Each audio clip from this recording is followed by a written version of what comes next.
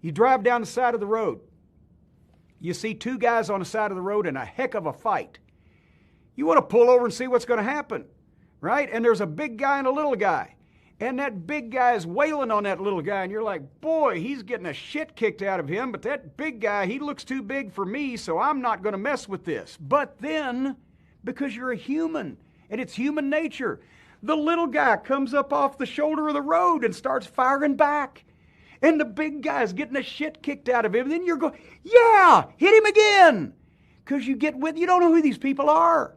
But you see it, you get with it. Now imagine if you know that little guy, who he is, and that you like him, and that he's your hero. And that big guy, what a prick he is. He's an asshole. He says horrible things to everybody. I hope he gets the shit kicked out of him.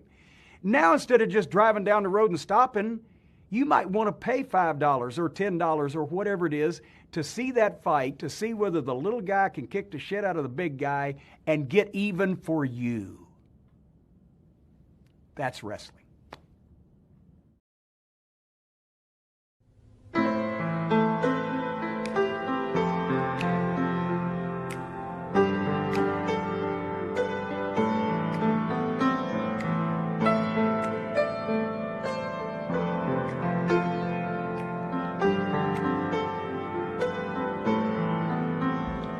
From Montreal to Memphis, parlez-vous français?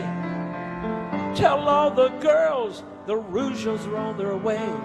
They don't like heavy metal, they don't like rock and roll, but all they like to listen to is Barry Manilow. They're all American boys, all American boys, all American boys. They're all American boys.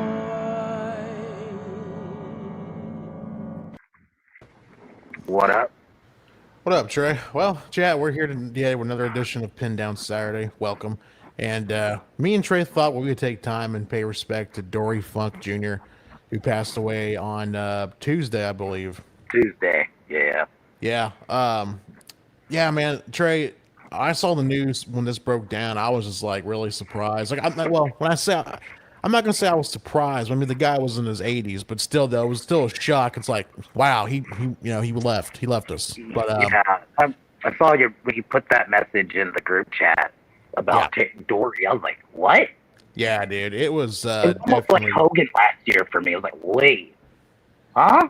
Yeah, it was definitely a take you back kind of moment there. But you know what really pissed me off is how, before we get started with the whole tribute to Dory, no one from like wrestling fans or like freaking like, you know, inside the business didn't even say, you know, like, thank you, rest in peace, or nothing. Hardly from I saw. And that kind of made me mad, man. I don't know if they did something on SmackDown. I know AEW didn't do anything. I don't know if they did something on SmackDown. Maybe they did, because I didn't watch the whole show. But it's like, I kind of agree. There should have been a bit more of a reaction. I understand Dory is not Hulk Hogan, right? Right. But he's a big person in the business. I mean, we're going to get to it later, but he inspired a lot of your favorite tag teams were inspired by Dory Funk Jr. Yeah, a lot of your performers that you saw yesteryear were big stars because of his tutelage and stuff like that. And I don't understand especially the tag side of it. Yeah, like it just kind of made me like head scratcher. I'm just like, wow, no one paid respect to this guy. You know, like, I understand they couldn't do it on Raw, right? But you could have did it on SmackDown. Yeah, you could have done it on SmackDown. You could have done you could have even done it on NXT probably that night. You could have done something like that. Even a tweet from the WWE Twitter page. Right?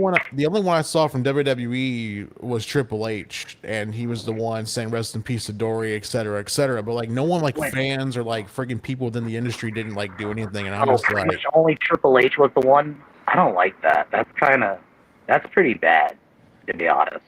Yeah, now that I think about it.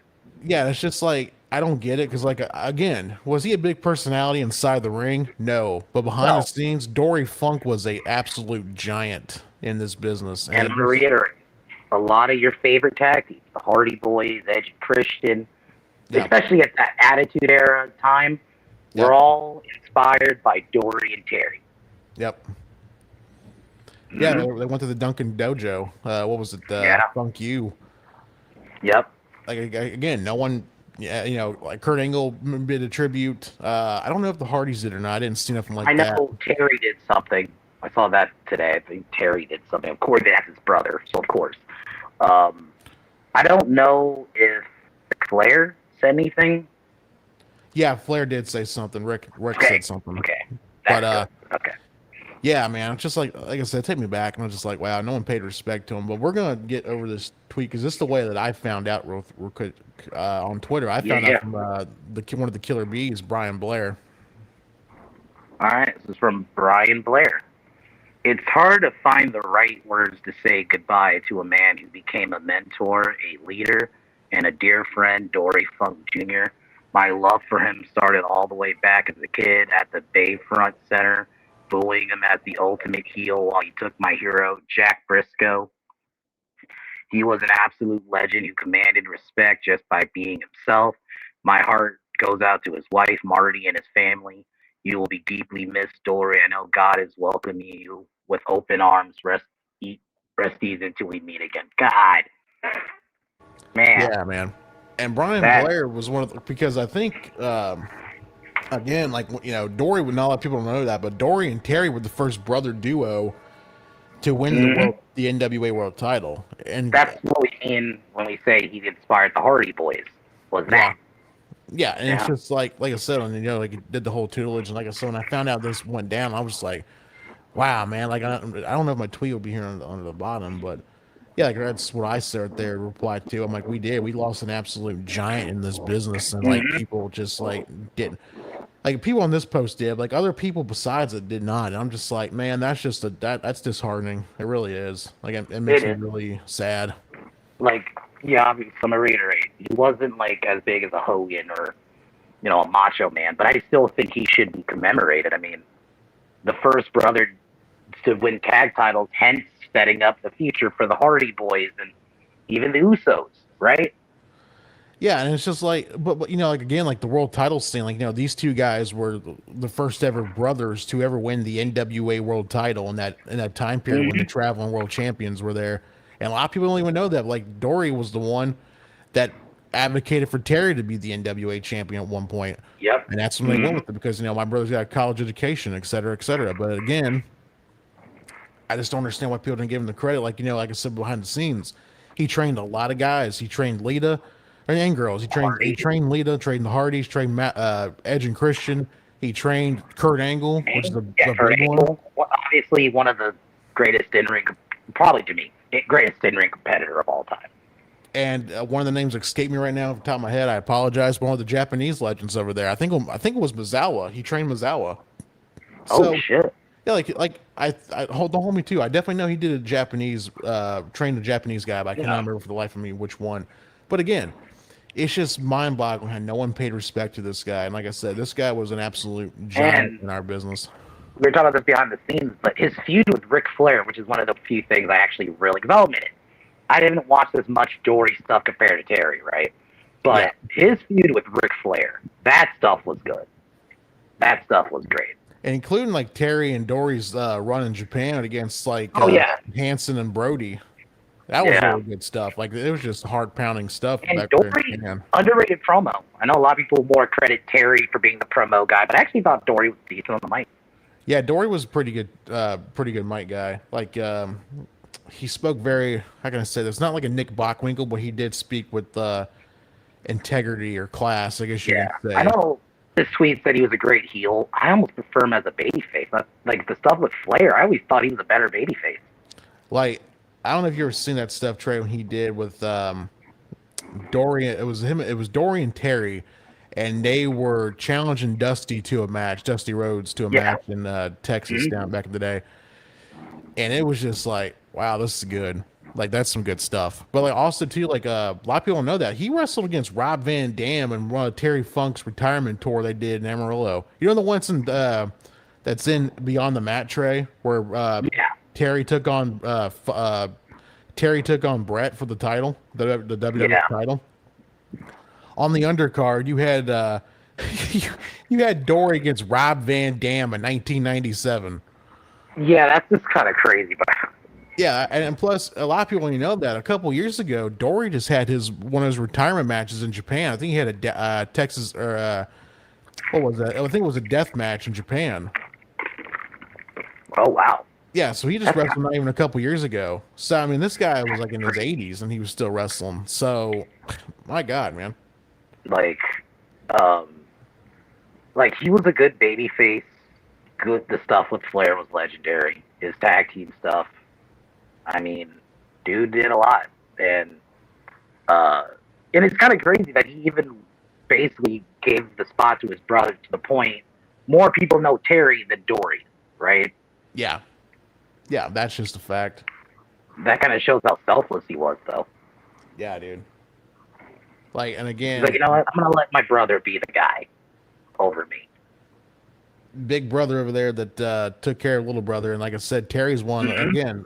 Dory's a great wrestler too, and I'm not taking any away from him, but Terry was the one I think people remember more from The hardcore stuff. the Funks. Yeah, the hardcore stuff, and then the Ric Flair feud. Obviously, that one match we all know that he had with Rick, I think kind of was the one that I would argue that made him more of a name than his brother. I would argue was that match specifically. But putting a bow on this, just wanted to say rest in peace to Dory. Yeah, rest in peace, man. Prayers and thoughts to the Funks and in this troubling time. But we definitely lost a legend in our business, so yeah, will greatly be missed. But I think it's time to get on some wrestling news, Trey. Like, kind of lighten us up a little bit. So yeah, lighten up the mood.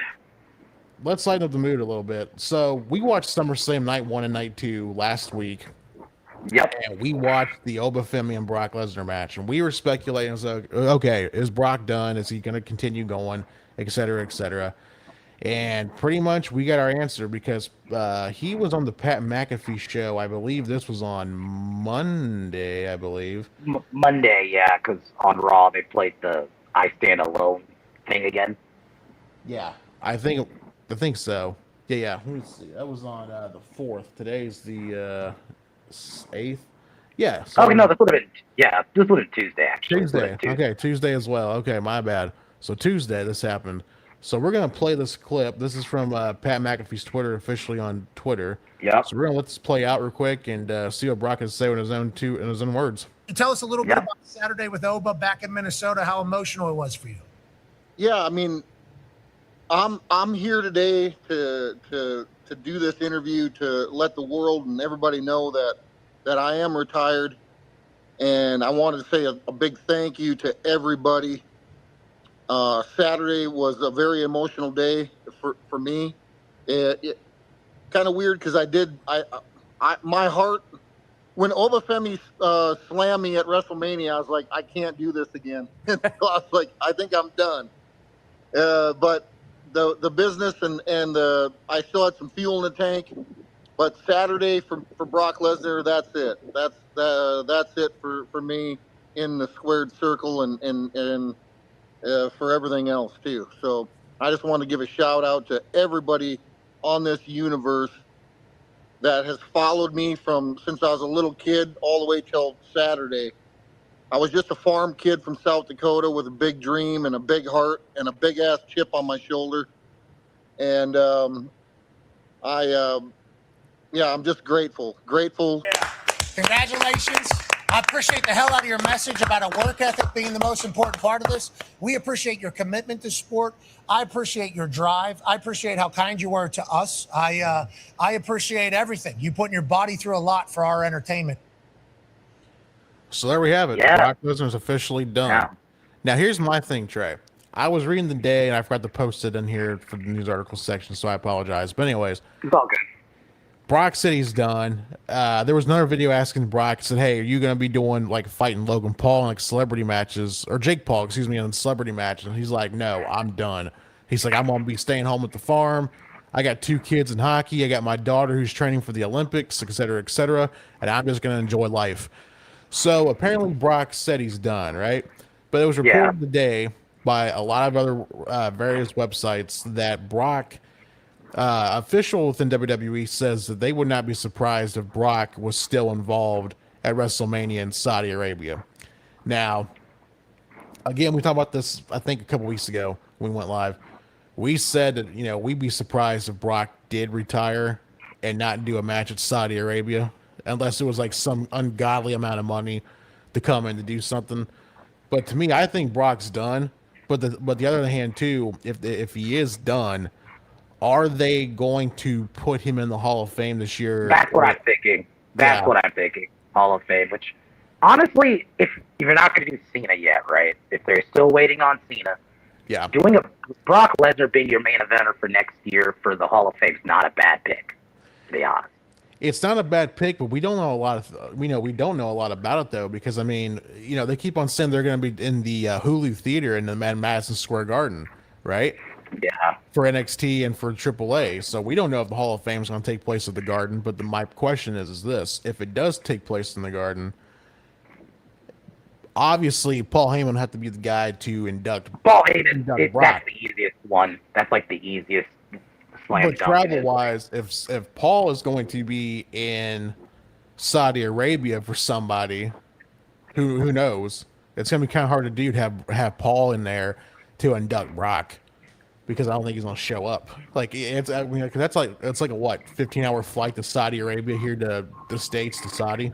Yeah, he's done those Saudi shows though. He has done like a lot. So I don't think it will be in Saudi. I think it'll be New York. Yeah. We shall see what happens. So stay tuned until we find out in less than 6 months if Brock Lesnar's going to be in Saudi Arabia doing another payday, get another match out of somebody. Who knows who that would be? I mean, maybe I'd say Braun Breaker, but at this point, I don't know what they got in store for Brock. Like, if he wants to do something quick, he could do Logan Paul and he squashes him. Yeah, possibly. That is a very good possibility, honestly. But here's another thing, Trey. Let's talk about TNA and Mara Sadé. TNA, dude. TNA is back at it again, and my God, they are purging people like with the quickness, man. Because it's not just Mara Sadé. Jody Threat. She's gone. Yeah, she's gone too. But like right here, she's gone. Mara Sadé, she's gone from TNA. It's believed that she's going to AEW, which I'm not surprised because I think her boyfriend's is Kevin Knight, not LA Knight. Kevin Knight. Too many nights in wrestling right now. Good God. Anyway, so I think she's going to AEW. I think she's going to be an AEW bound. I think she'll be in the women's division. Now, what they do with her, I don't know, but this is a good pickup for AEW. But again, this is a terrible fucking loss for TNA. She was supposed to be their next big babyface woman. Well, that's gone. There's a reason, like, I didn't watch the show, but I watched the clip. Apparently, Elena Black's the babyface over there now. Okay. She was healed 2 weeks ago, but she's babyface now because I guess they lost Mara Sadé, so they need a new babyface. Like, what? Oh, okay. This women's the knockouts division's so bad. They lost Tessa Blanchard. Yeah, dude. They lost Tessa Blanchard, Jody Threat, Danny Luna. Yeah, it's bad. Now Mara Sadé.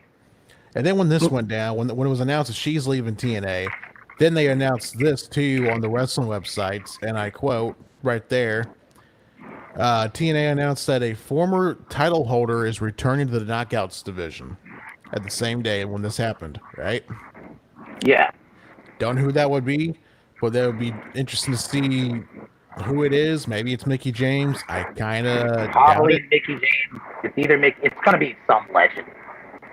I can't really see anyone else. But the problem is, if you're gonna do some legend TNA, that's gonna only. You did that with Taryn Terrell. Where did that go? Yeah, you got Taryn Terrell. I mean, I don't know if it's gonna be the Mickie James. Where did that go? Yeah. Well, that's didn't they bring ODB back too? They brought back for a minute, yeah, but then she just went off again. We don't went nowhere. So you're gonna bring this person, and if maybe it is the Beautiful People, I can see it. Beautiful People versus the Elegance brand. Oh Lord, yeah.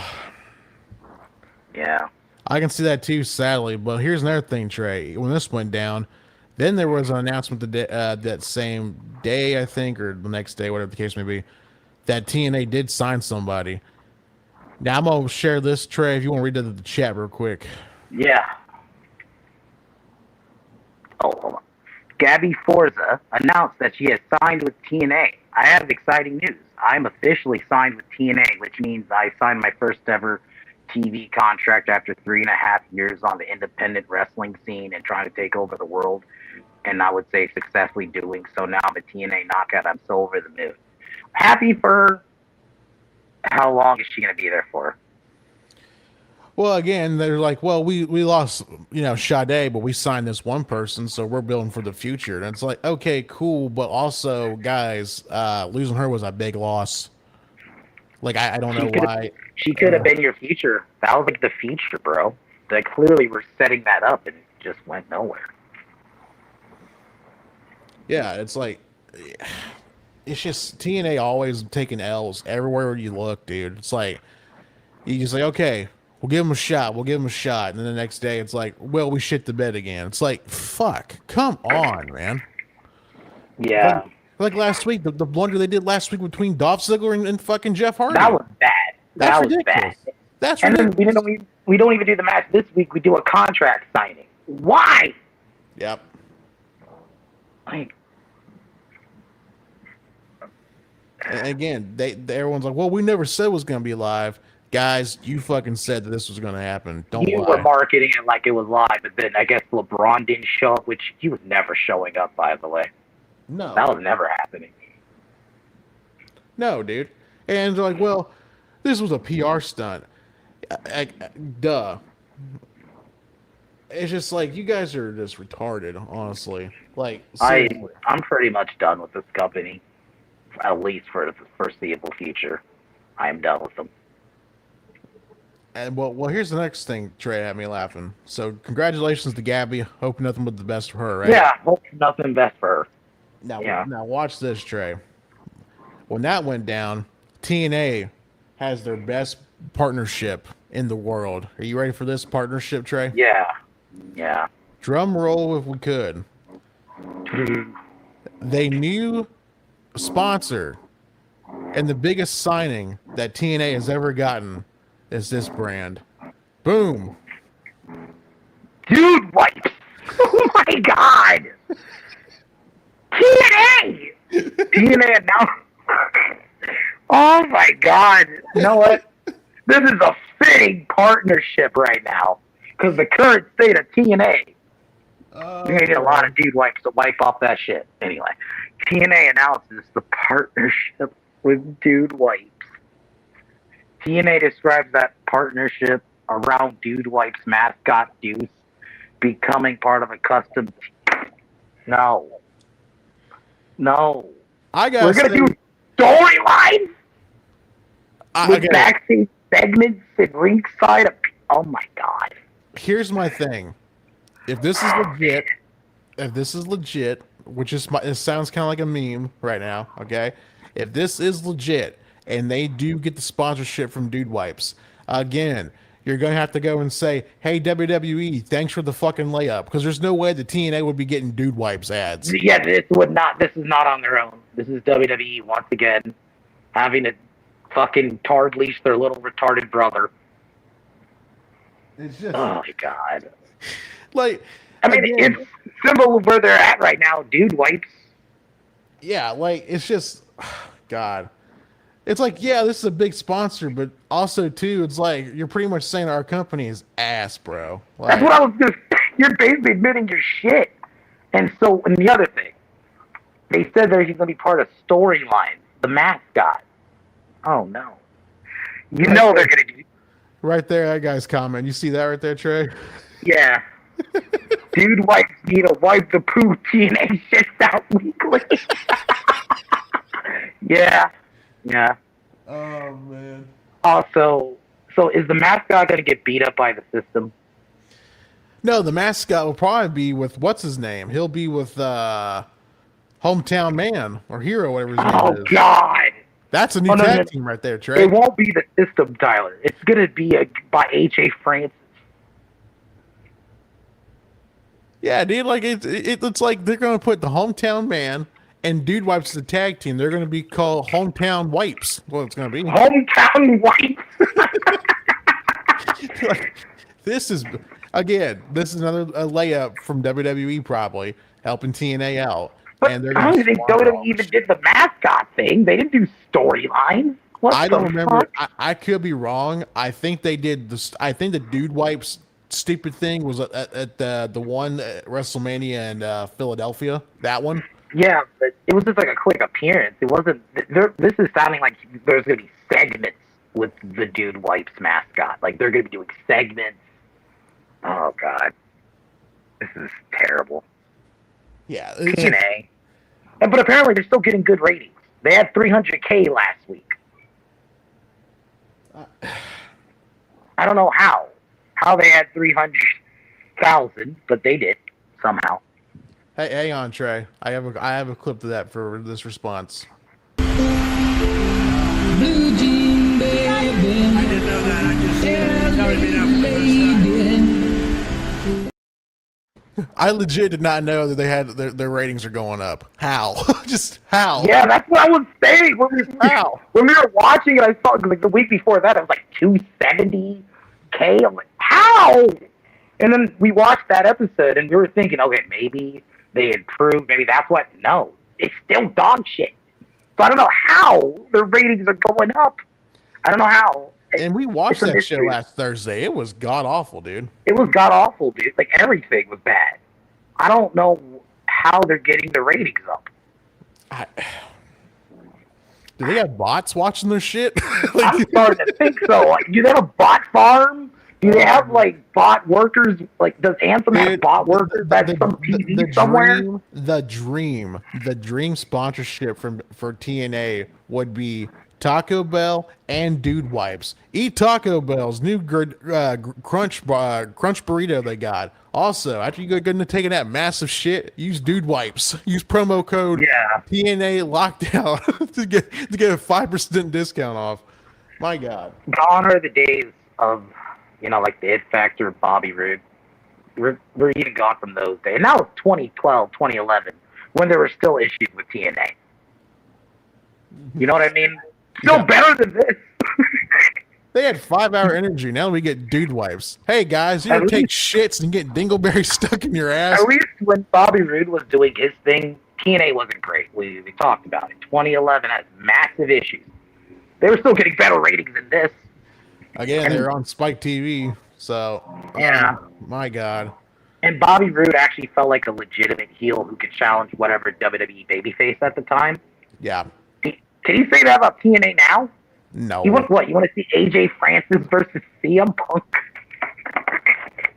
God. We know, Trey, I think this is a good segue. You know someone who makes me want to use Dude Wipes every time I watch their matches? Yeah. It's the Bella Twins. Oh, yeah, the Bellas. So right there, you want to read that for the chat about this shit, Trey? Because I laughed my ass off reading this. The Bella Twins say their SummerSlam video package got cut from SmackDown. We were told it was posted to social media when it never was.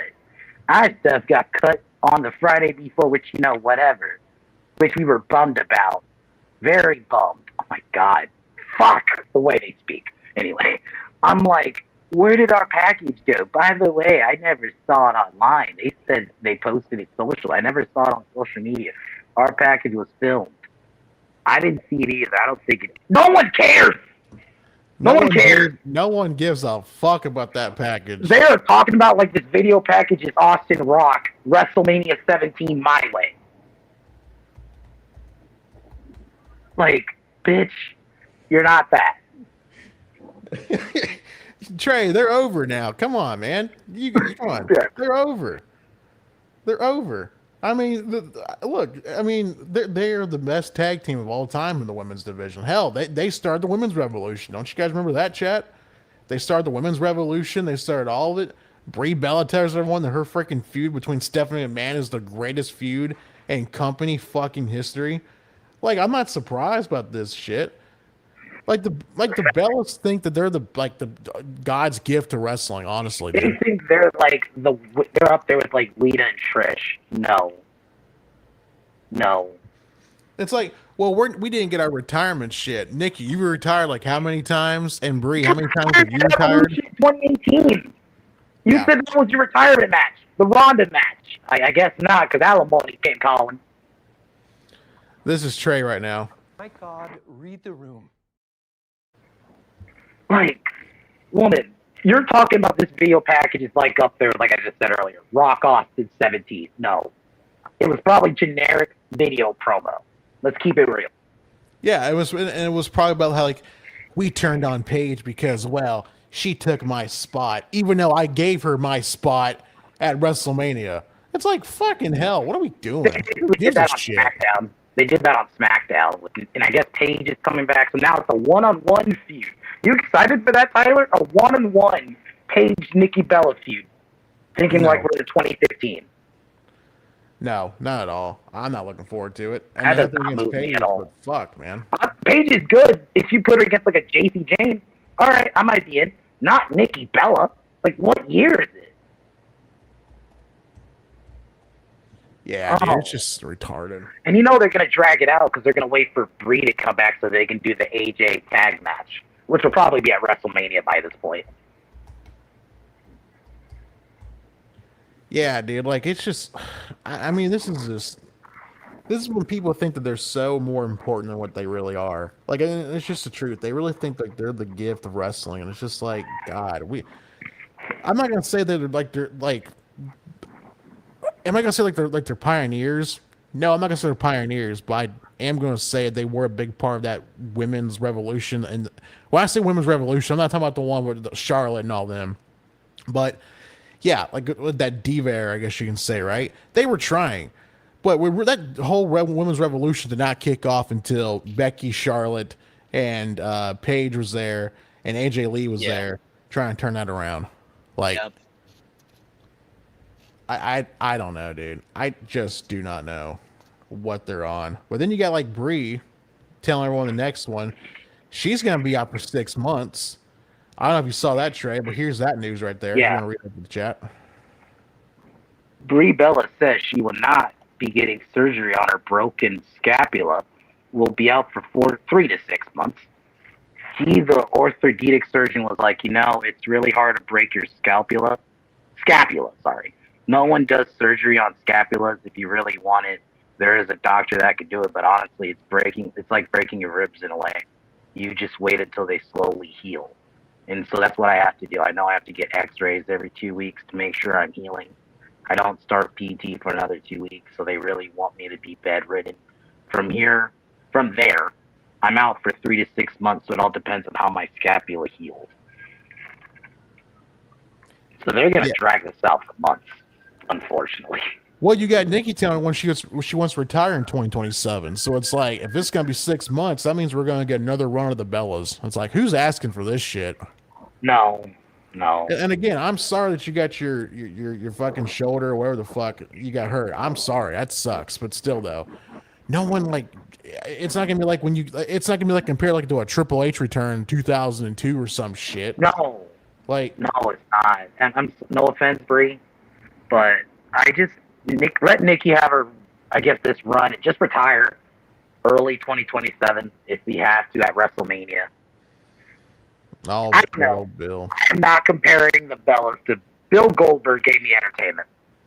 I know we don't like him now, but he at least gave me entertainment. I can't say the same for the Bellas. The Bellas gave us, you should have died in the Zoom. Remember that? Hey, listen. Goldberg's best highlight of his career is when he freaking smashed his arm against the window and tore pretty much all of his arteries and shit. Almost lost his arm. Yeah. That was his best contribution. But seriously, though, I just don't get the Bellas how they think like they're so like revolutionary like to the women's division. Complaining about a video package that's probably generic, not showing. Like, who cares? Probably dog shit, dude. Like, no one cares about this, like, Bella's return. Like I said, Nikki's come back, and no one's cared because she's done nothing for anybody. She gave Stephanie her worst match. She gave Stephanie her worst match last year at Survivor Series. And Becky. She gave one of Becky's worst matches last year. Becky. I mean, Becky had 2 matches last year that were bad. It was the Nikki Bella match in Clash in Paris, and then the freaking match against Lyra Valkyria at SummerSlam. That match was god-awful. Yeah, that wasn't really great either. The drizzling shits. But anyways, Trey, let's get to the big announcement. So this came down this week too. This was announced by Dana White, which is kind of a head scratcher to me, but all right, cool. The Royal Rumble is going to Phoenix, Arizona. Not a bad city, honestly. If we're gonna keep it real, not a terrible city. It's not a bad city, but the point being is, I don't know. That means the show's gonna be like at 3:00 West Coast time, so it's gonna be 6 3 here. my time. Yeah, 3 my time. Well, which made me kind of laugh though, because Dana White made the announcement that they didn't bring Triple H That's in or weird. nothing. That's weird. I don't know why Dana White would announce that, but okay. Because they also announced too that it's going to be a UFC and TKO event during the same week. So I assume WWE will be here. Well, they'll be there where the Arizona Cardinals play at State Farm Arena or Stadium or whatever. Yeah. And then UFC will probably be at T-Mobile Arena doing their show. So. Yeah. We'll see where the Royal Rumble goes. I mean, do you have any early predictions right now? Not right now, but I do have this I prediction. I do have one. Okay, go ahead. I actually do. Obafemi, I think that's the most obvious winner. Yeah. No man. I can definitely see that. But here's the thing that had me laughing though, Trey, because you and me and Cream, we called this months ago. I think either last year or the year before, whatever the case was. There is this going around, Trey. You want to read that for the chat? Yep. WWE seriously considered expanding Royal Rumble 2027 into a 2-night event. However, as things stand, the expectation within the company is that it will remain a 1-night event, possibly for the final time. There is significant interest from within WWE to eventually turn the show into a multi-night event. This is the one time I actually think it makes sense to make it a 2 nights. If we're going to keep it real. I don't love it. I think you can still do it 1 night, but, the whole women's rumble, men's rumble. My thing is, I honestly, I'm not being a dick, but I just don't care about night 1 and night 2. Case in point, look at SummerSlam. It didn't work out. The only night it makes sense is doing WrestleMania if you want to do WrestleMania. If you do all the others pay-per-views, man, I don't fucking care about this shit. It's like turning Survivor Series into 2 nights too, and you get 2 War Games matches. It's no. Oh god. Oh, that'd be terrible. That would be bad. Yeah, just keep it 1 night. Yeah. So are we gonna have 1 world title match and then the WWE title match on 1 night? But by the way, real quick, Price, Oba relinquished his championship opportunity, and it never really said if he still has it or not. So that's why me and Trey are thinking he's going to win the Rumble, because it's to me and Trey, it's going to make sense. Get a title match. He could still get the title match at Money in the Bank or something. But again, he said I relinquished my world title shot. So I don't know what that entails. We never got I thought at first it was just at SummerSlam, but I don't know. I don't know. Because it seems like they're setting up something with Braun Breaker. Because he made that comment and said, even though I was going to try to challenge for the title, we all know Brock would have screwed me out of it anyways. So I really just don't know what they never said anything about that leading up to that. So they're going to have the WWE title match on 1 night, and then the world title match on another night? That too right there, Price, they did, but you got to think, she lost at SummerSlam, so that was kind of fucking pointless. We still have Liv Morgan as the champion. So I don't know what they're going to do. We're going to have 2 nights of world title match? And let's keep it real. World title matches at Royal Rumble, at least these days, don't really matter. No one really loses. Yeah, I just don't know what they're gonna do. I don't want night 1 and night 2 of the Rumble. I think it was kind of retarded for SummerSlam. I get it for the bigger shows, but the problem with the Rumble is, either world title really isn't gonna get us a title change. Not at the Rumble. Not at the Rumble. Yeah, but then you got so they're gonna be doing what they always do, like they did on SummerSlam. IC title 1 night, US title the other night. Yeah. Yeah, it's just I don't want that shit. I just don't want it. Just do it all in 1 night, especially when we know, once again, how often do title changes happen at the Royal Rumble? Yep. Not that often. Especially because they want to give that moment, right, to the Rumble winner.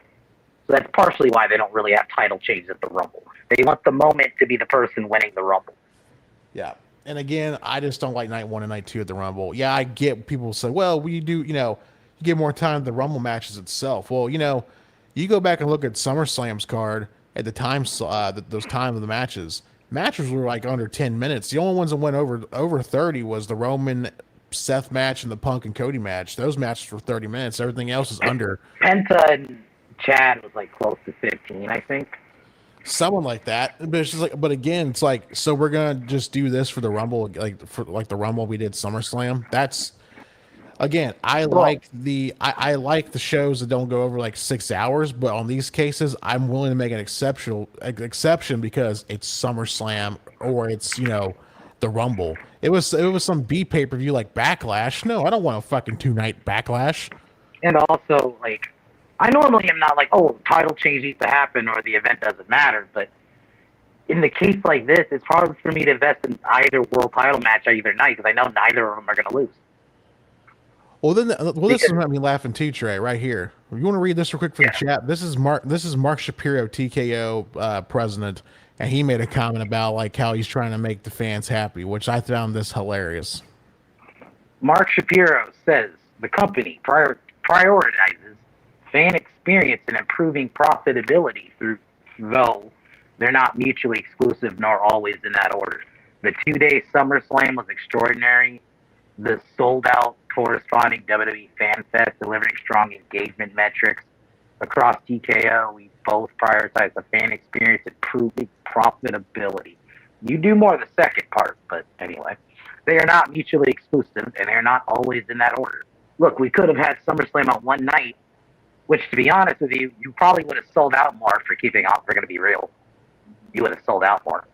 But anyway. Well, if tickets weren't so fucking high, maybe. I think even if tickets were high, I think they would have did fine. Because I think it was the 2-night thing, which is starting to bite them in the ass. Look, we could have done SummerSlam on one night and likely had a higher ticket per cap. But in looking at that event, we chose 2 days because we thought it would be an overall fan experience. We thought it would be better viewing experience on ESPN. We thought we could get more marketing for our brand on ESPN. We thought it was important to go back to the Midwest outside of Elimination Chamber in Chicago. We haven't really been doing enough for our pay-per-views in the Midwest. As I said in my prepared remarks, it's not always about the actual bottom line.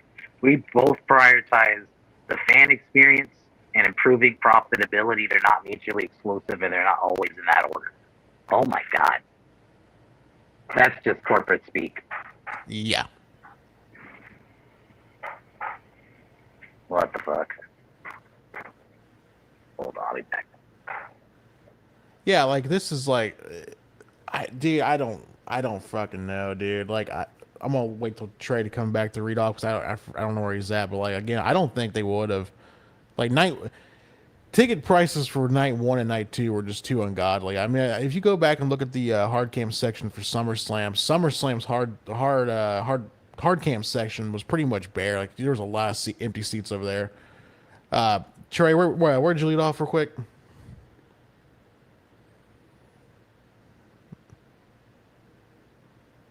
Trey, if you could talk, I can't hear you, man.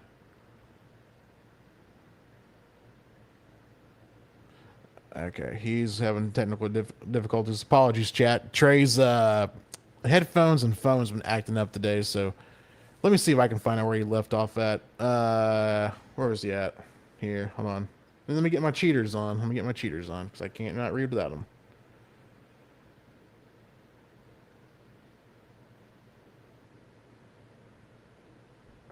Yeah. Dead air. This is not good.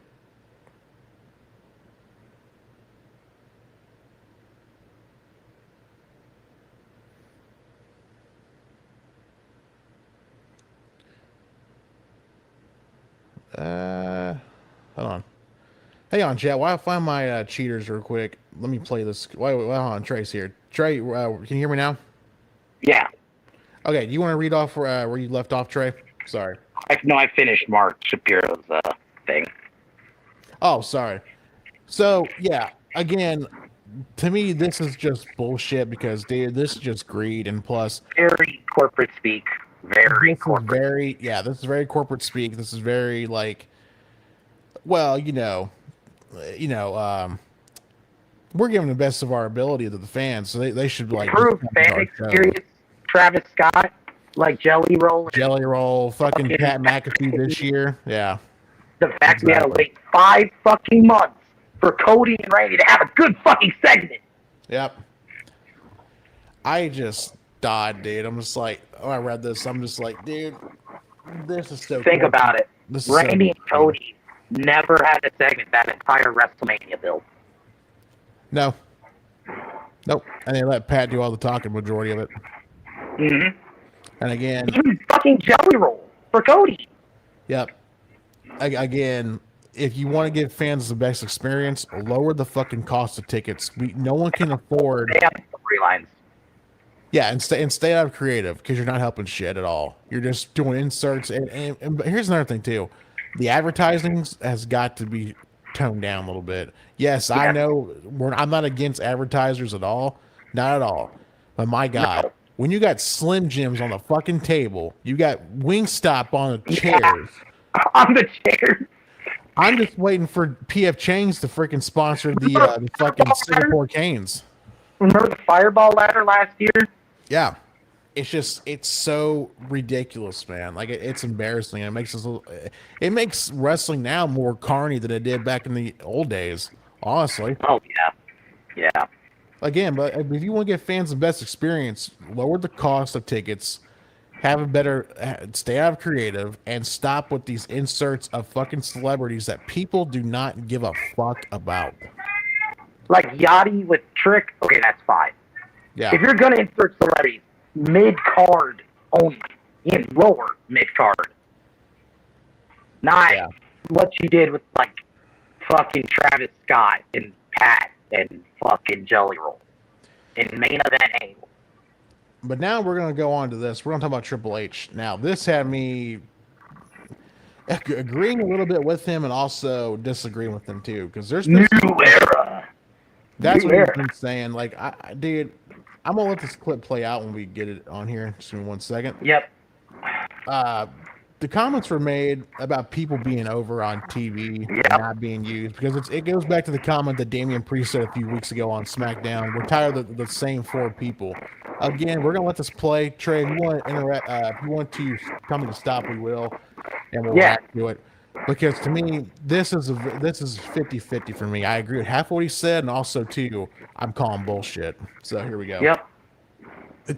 Damian Priest said a few weeks back that he's tired of seeing a lot of the same people in the top spot. It's the same people over and over again. Counterpoint to what he said, I think we all can agree that we've seen a vast flux of this new talent kind of taking the ball and going with it with, Trick Williams, Oba, Carmelo, and Fatal Influence, who night one, as you know, NXT crowds and WWE crowds don't always transcend fully, and they hit it out of the park first night. How secure do you feel with this current generation going forward? Because we are seeing that changing of the guard right now. Yeah, I get that. If you're the guy that wants to take the spot, it's frustrating when there's guys above you that have the spot, right? Like, and that's the thing. We're in a period of time where there's a lot of top performers in top spots that over time have earned those spots and over time are selling tickets and over time are incredibly popular, right? So you really have to do something. The narrative of it's my turn. I've been here for a while. It's my turn. There are no turns in it. It's not how it works. It's not how it works. You're in the spot. Believe me, if somebody is getting over more than somebody else, we've moved that person into the spot, move the other person down. But it's not just that. It's not just they get a loud crowd reaction or anything else. Are they going to be good in the spot? Are they going to hold up their end of the bargain? Are they going to screw it up if we give it to them? Are they going to make a mistake that we... I want to interject.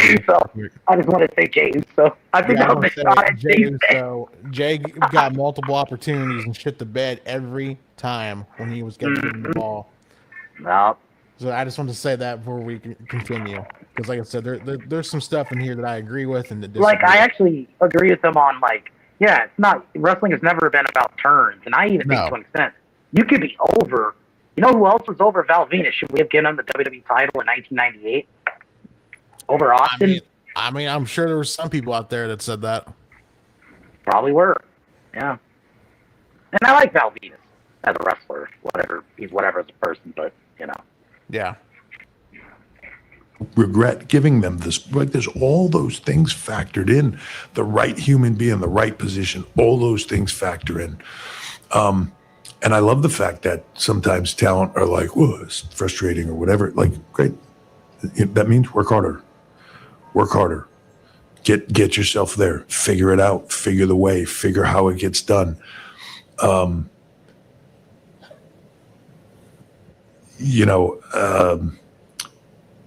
I've seen a million talent succeed because of what they do, not because of storyline, not because of creative that they gave them the spot or whatever, right? It's 99% of the time in this business, the person gets over, then gets the push, right? That's how it works. That's how it's supposed to work. You go do you, then we follow it, right?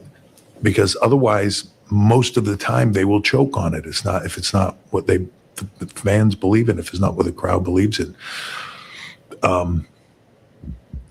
Big believer. If you want the spot, go take it. It's all there for everybody to take, right? And whenever anybody says like, well, I don't know why I'm not in that spot. Like, I don't know. Are you more over than Cody? Are you more over than Roman? Are you more over than Punk? Are you more over than Liv? EO, right? Those people that are in that spot. Get there. Start to make those crowd reactions happen. Whatever you need to make it happen, that's what we're all here for to do. So I love that mentality because I think it makes people work harder. And if they're not willing to work to get the spot, then shouldn't have it anyway. Okay. So this is why I got a problem with this part, Trey. I agree with you about the whole, are you over than Cody? Are you over than Punk? Et cetera, right? Mm-hmm. There has been a guy that's been over the past 2 or 3 years, and they've done nothing with. And that guy is L.A. Knight, right? Yeah. Now, you and I, we behind the scenes, you and I have different opinions on L.A. Knight, and which I get. I have my reservations too, but again, if you want to give someone an opportunity like L.A. Knight, who is still over with the crowd, even though you've been putting him in whatever whatever feud you want to put him with, Bloodline, Vision, just kind of. Oh, yeah, Bloodline 2.0 before the Vision. Yeah, he's still getting over, and the fans still want L.A. Knight to be on TV. They want him to do more, and WWE's done nothing with the guy, which is just like, okay, again, I understand where you're coming from. But again, you've had L.A. Knight in the back burner for 3 years, and we've done nothing with the guy. It seems like I have a feeling he's going to be facing Roman at Money in the Bank. I don't think it'll be at Sunday night's main event. I doubt it. It'll probably be Money in the Bank. But I mean, I like L.A. Knight. I like the guy. But I think this is, and when I say this stuff, this isn't my opinion personally. This is more what I think the company thinks. I think the whole Austin Raw comparison, I think, has harmed him more than helped him at this point. Mm-hmm. Like, I think that's how they see him. I think that's why they're not like, they don't see, I mean, I think they see he's organically over, but they just see your gimmick is based off another 2 wrestlers' gimmicks. And I think that's the hesitancy there. Well, if you want to know my opinion about that, I think it's that way too. But I also think it's because during that time period when Vince was gone and Triple H was taking over and they gave him back the LA Knight gimmick, I don't know. I've heard people point this out. It's like, well, the reason why that he's not getting over with people or the company is because, well, he got over on himself and he didn't get, and the machine didn't get him over. Which I kind of see a little bit because it kind of happened with Zack Ryder in 2011, which I did not give a fuck about Zack Ryder. I don't have a problem with what they did with Zack Ryder because I don't think he ever should have got that kind of push anyway. But again, Zack Ryder. But again, Cardona, Zack Ryder and LA Knight's two different things, right? It's apples and oranges, right? Yeah, LA Knight actually, I could see him in the main event scene. Yeah. Even if he doesn't have a title, I think he could be hovering around there. Like he's always a bridesmaid, but never a bride. And even he's not even had an opportunity for the world title since the last time he wrestled against Roman for the title in Saudi Arabia, whatever show that was. I know it was in the Middle East. I know Crown it was Saudi Arabia. Crown Jewel. I think it was Crown Jewel 2020. Something like that. Like that was like it was like what 3 years ago. 3 years ago. That was the last time he had a world title shot, and we didn't do nothing with him then, and we didn't do So we're anything gonna with get him the now. rematch now, which that's cool. He's doing stuff with Roman, so and I'll give it this. I'm not. I guess I'll play defense somewhat for the company. He always did have a spot though. It's not like they kept him off TV outside of the little period when they took him off going into this year. But Triple H just said, well, if you're over as Roman, or over as Roman, Cody, and Punk, you're on TV and you have a spot. Here's my thing: it's still year after fucking Jey Uso, and we're still trying to do something with that fucker.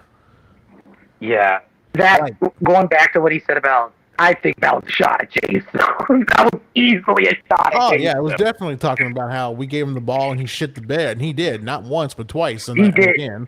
We said it last year. It was terrible. It was You're right. bad. Yeah, we called right. it because we won it. Yeah. So like I said, he'll get the world title. He'll shit the bed. When CM Punk's only bad match his entire return was Jey Uso, it gets to a point. It's Jey Uso, bro. Yep. And again, but go back to LA Knight. LA Knight should be chasing for the world title. Even if he doesn't win the world title, he should be chasing for belts. He should be chasing for the big brass ring, if you will. Like him against CM Punk, the promo battles between them two would have been great. I wish we would have gotten it because I know he's on SmackDown now. But again, Roman's reign as world champion, and I'm a big fan of Roman Reigns, and we're going to get into that later on because there's been a whole lot of debate about Roman Reigns on the IWC on Twitter this week. Yeah, I like Roman Reigns. I have nothing against the guy. I've been a Roman Reigns fan since I've seen the guy when he was in FCW as Leaki. Yeah. My thing is this. I don't think that his reign as world champion since WrestleMania has worked. What, the whole Bloodline 2.0, 3.0. That's the only thing holding it down for me. I like his actual reign's been good. Like, when it's by himself and he's doing things on his own, it's good. The Bloodline stuff I just don't care for. Yeah, the Bloodline's ran its course. I don't know why we still tried to captivate that when that was supposed to be over with. That said Philadelphia when Cody beat him for the belt. Yeah. And again, if you want to get people talking, if Roman Reigns lost his title to LA Knight, you talk about people losing their freaking minds. LA Knight beat Roman Reigns and and again, he doesn't have to be a world champion that's like long term if you don't want him to. But get the people buzzing. Get the people like, okay, we got to watch Raw because LA Knight's the world champion now. And then you can have Oba after he's done with his feud, I guess, with Braun Breaker, allegedly. If that's going down, you can have Oba against, LA Knight and tease a little bit. But again, Roman is champion as so far since WrestleMania has really not been nothing to write home about. In ring, it's been good, like I said. And when it's on its own, it's good. I was a little disappointed because, going in, I was thinking we were going to get Roman Gunther, and then Gunther went to SmackDown. So, yeah. Because I legit thought Backlash, it had to be Roman and Gunther. And then Jacob came out. What? Jacob? What? I could have swore it was going to be Gunther. Nah. Yeah, like Jack says right here. Yeah, the Bloodline's been done for a while. Yeah. And I don't think he's losing the title because I think either the only way he loses it, because we've all been thinking it, he's facing The Rock, obviously, right? That's the big looming match at Saudi, is Rock at 43. Yeah. I could see that big for the world title because I have a feeling this is going to be Rock's final match. And The Rock, I could see be like, oh, let my final match be a world championship match. Oh, probably. But right here, what would Price is saying real quick, I don't think he buried himself over. Here's my thing. I think it's one of them things where it's like he doesn't mean to copy said people. Yeah, I don't think he does it on purpose. Yeah, I think it's just because this guy's watched so much stuff of these said people, and now it's kind of seeped into himself when he talks, his mannerisms, even though he doesn't even think he's doing it, it just comes out, right? Yeah. I don't think he's like doing like, okay, let me go and watch let me go watch an Austin promo and a Rock the Rock promo, and like, go in there and copy everything they do so I can get over. No. No. I don't think that's the case whatsoever. I just think it's one of those things where it's just like he's watched these guys for so long, their mannerisms are just now the way that he speaks type of deal. Yeah. That's the way I think. I don't think he's actually just like doing it on purpose. I think subconsciously it just happens that way. It just comes out. I get you. But again, if you want to do something interesting, you give him the belt. You give LA Knight the title. I think that'd be interesting to see on Raw. Because like I said, I don't hate Roman, but I think that the title reign with Roman since WrestleMania has not worked. It has not worked. We might be getting a Penta match though. So. Yeah, well, we might be getting the Penta match, but the problem is we all know Penta's not going to beat Roman. That's the problem. Because I said earlier, I think he's facing LA Knight at more likely Money in the Bank. I think it's going to be I think it's going to, well, you got to think too. We got that show for in Mexico. Unless they really want to sell Sunday night's main event, you do Roman and LA Knight there, but I just don't see Roman working as basically a Saturday night's main event. Well, the next PLE is in October. We're only in August, so that's because Saturday night's main event's in September. That's in September, I think.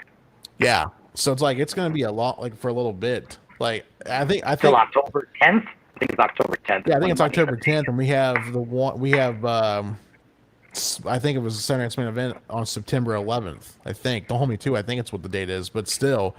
That's a long period of time to get it to that match, and I don't think they'll do that. That's probably why they're doing the Raw Penta match in September, because they know they're not gonna do LA Knight till basically October. Because we both agree, right? Roman's not gonna work a Saturday night's main event. He'll be there for a promo maybe, but not the work one. I think it just depends who the said person is. I mean, it depends on who he's wrestling against. Unless honestly. you do, but the problem is if you do a big opponent against him, you can just do that at a bigger pay-per-view, right?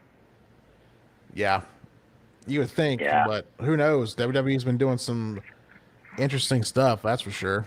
So I mean, like, if they really wanted to sell it out, I guess you could do a Roman Reigns match at a Sunday night's main event if they really wanted to sell it out, right? Well, I mean, it depends where Saturday night's main event's going to be at, but yeah. But well, speaking of what, Trey, speaking about LA Knight, this went down, and I'm just like, wrestling fans are the most retarded people I've ever met in my life. Like, legit. They dumbest are legit fan base ever. People. We play this clip all the time. This is why we don't like wrestling fans. Well, here's for context. So this happened during the Fanatics Fest this past a few weeks. Saturday and Sunday. Yeah. Oh no, wait. Was it in July? It was something like that. Watch this, Trey. This woman flips out and calls out LA Knight and everything in between. Like, I'm just like, wow. Okay. Oh, it's not playing. It's not showing. Okay. I thought I was sharing the screen. It says it's sharing. Come on, StreamYard. StreamYard's making me echo. You got a lot of things. Here we go. Okay, here we go. Yep. Mr. LA Knight, come to the floor. Just come to the floor because I have a bone to pick with you. Behind this very cute picture that we took yesterday at the SummerSlam photo ops came the worst 45 minutes of my life waiting with my kids for this one picture. Literally, my kids were hungry. They were tired because we were at the convention center since 11 in the morning, and we still had to make it tonight to a SummerSlam. So they were on the floor. They were literally in tears because they couldn't believe they had to wait that long for Mr. LA Knight. I'm not going to excuse their behavior, but literally behind this picture, I had tears, I had whining, I had hangry kids. And yeah, Mr. LA Knight was late 45 minutes. Louis was like, Mommy, he didn't do the LA Knight, yeah. I'm like, Louis, I get it. He was like busy with other people. Like, he had to rush too. And he was like, at least it smelled good. But yeah, LA Knight, you smell good, but please be on time next time because we gotta get going here. I couldn't even run to the stadium because I had my medical boot on. So yeah, just a little complaint, but my kids love you. What was the point of this? You got your picture, you bitch. What? Like, what the fuck? Oh, he's late 45 minutes. He probably had other people to meet, you stupid bitch. I want to say something else, but held back. Like, oh my god, you fucking bitch. I think this pretty much sums up our reaction to this, Trey. Good Lord. And people wonder why I don't like wrestling fans. Shut up, bitch. Yeah, that's exactly what I was thinking. You got your picture, but you're still whining. Like, how is that his fault because he's running late? If he's at the event and he's doing a podcast or an interview or whatever the fuck he's doing over there at Fanatics Fest, right? Yeah, he's probably doing a couple interviews, by the way. Like, how is that his fault, bro? How is that his fault? And he has a bunch of fans he has to meet. So there could be a chance he's meeting other fans, and like you said, he could be doing a podcast, interview. He's probably doing a couple interviews. Yeah, and you're mad he's 45 minutes late, and you still got your picture. Sorry your kids were hungry. Maybe next time you do one of these things, bring snacks. You stupid bitch. Feed your kid, lady. Like, seriously right now. Like, what the fuck are we doing? At that point, that's on you. You didn't bring food? You know these waits are long. Yeah, you didn't bring snacks for your kids and stuff like that. Like, I'm not a parent, but like, get food before? You didn't get food before? You didn't have breakfast? Yeah, like, I'm not a parent, but my God, it's pretty self-explanatory. Like, you should just you bring snacks. No. Yeah, you bring snacks because you know these waits are long. It's like Comic-Con, basically. It's a comparison to Comic-Con. Yeah, it's a sports Comic-Con. Yeah, it's a sports Comic-Con, pretty much. It's a thing we're all sports, and it's just like, lady, if you're going to be in said line, it's like me going to see, like, I don't know, The Rock, right? Let's just use for example. And then you got to be there for, like, 5 a.m. to, like, noon to make sure you get in line so you can see The Rock or try to get an autograph or a picture, right? Yeah. You bring snacks. It's like when people used to do back in the day when they used to go buy tickets for movies and stuff like that. Yeah, the long waits. Yeah, like for like Star Wars and stuff. Yeah, like they would wait out. They would camp out for days, and they'd have snacks or at least get something ordered to them. But again, lady, bring your kids food. Don't be fucking blaming LA Knight because you didn't feed your fucking kids, lady. Yeah. Oh, he's 45 minutes late and my kids were... That's not his fault. That's not my fault. Like, what the fuck? You're supposed to feed your kids. I guess she really thought. I guess she thought the gravy train was an actual thing. I guess it's weird. As someone who's never really gone to cons, I even know that. Yeah. If I'm gonna be in these long waits, if I get hungry, I'm gonna bring myself a snack. I guess. Especially if I know I can't get food until after, right? You bring a snack. I guess she thought that the gravy train was an actual train he showed up on just feed the children. I guess. Or did she think he was it was gonna be like, oh, the line's only 10 minutes, so I don't have to feed my kids. It'll only be like 10, 20 minutes. Like, no, there's a chance this is going to be like an hour or even longer sometimes. Yeah, dude. It's just, oh, God. It's just... That's on you, woman. That's a you problem. Like, honestly, like that... Yeah, your walking boots, sorry, but fuck, man. LA Knight, my kids haven't ate. Took the fucking picture. Yeah. That's the problem I'm mad about. He took the picture. Took the picture, still talk to the kids, but yeah, be on time next time. Be on time next time, LA Knight, you son of a bitch. Yeah, because I had to wait for my kids to shine. Oh. That is a good question. I really don't know how much that Fanatics Fest is, but again... That shit's probably expensive, yeah. But again, you fucking should bring snacks for your fucking kids. Like, even from your house. You don't have, like, little chips or something? You couldn't bring up some roll-ups or, like, some fucking crackers, like goldfish crackers or some chips, shit. Doritos, yeah, something. Yeah. Like, hey, kids, we'll get something after the fact. We'll go get some food. But, I got some snacks real quick because we're going to be in line for a while to meet these guys. And some waters or some juice. Some waters, some juice. Yeah. Some sodas for you guys to drink while you're waiting in line. That's not you at that point.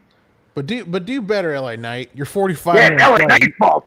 You're doing interviews with people and, like, doing other things around the Fanatics Fest, but that's a you problem. You know what I was thinking? I thought this was setting, he was kind of a dick behind the scenes or something. Oh, that's not what this is. No. Just some woman just... She was setting it up like that, so she was definitely setting it up like, he was kind of an asshole. Yeah. I was kind of waiting for that shoe to drop. Yep. Oh, you just had to wait 45... really? Well, speaking about someone who waited to get an opportunity on TV and said, well, this happened and that happened. That's why we weren't successful. Let's talk about how Joe Gacy makes a comment about how the Wyatt 6 didn't work out. Now, this is a video right here. This had me dying. How he's going on about that.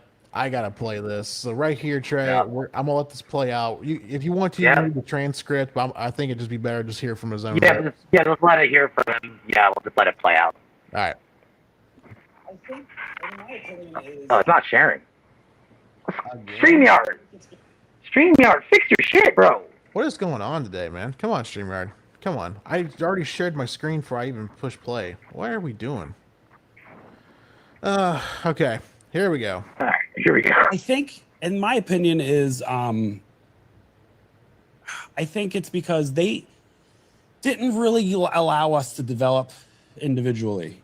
So I think a lot of the focus was on Taylor, which obviously makes sense. Yeah, and Bo Dallas is the leader of the group. Absolutely. Bo Howdy, it makes sense. He's the leader. I do feel like that if they allowed us to develop a little bit more individually, like even our first VHS tapes that were put out like early on after the debut, I know Rowan had a chance to his VHS vignette was a little longer than ours, but I filmed one where I cut a whole promo and they just didn't use it. They just had me humming and rocking back and forth. I just feel like if we had the chance to develop a little more, get a little bit more connection with the audience. Unfortunately, there was a time where Taylor had to take some time off because of a health issue. They kind of pushed pause on us. And I think that not allowing us to have that little development where we could have carried things on a little bit on our own while he took the time off, like we could have still carried on and done stuff creatively without him, and then could have had a big moment when he came back. And I think that was maybe the beginning, because I guess in their eyes, the group was Taylor, which I do to an extent understand. But I think we just weren't given the chance to develop ourselves so we can also become more of a presence in the group. Brother, you guys were a bad fucking tribute band. That's what it was. It was never gonna work. Him saying, "Well, we should have got individual." I'm gonna keep it real, Joe. I don't think that would have. No one would have cared either way. No. The novelty wore off. I'm gonna keep it real. Yeah, we called it out. Like, we were the only channel that first prom segment, right, where they showed up. We were the only ones outside of, like, I guess Jim Cornette. We're calling it out. Like, we're like, yeah, this isn't gonna work. Supernatural shit doesn't work. Because we said that when they debuted. I'm like, this is just retarded. Like, yeah, they got a big pop, and the next week they got a big pop, and then they wrestled against that match against the Alpha Academy, and after that, they pretty much died off. And that they had that feud with the Carrigan group. I don't remember their names.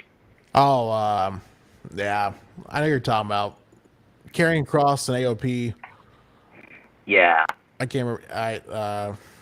And then Miz was for some reason part of that too, if you remember.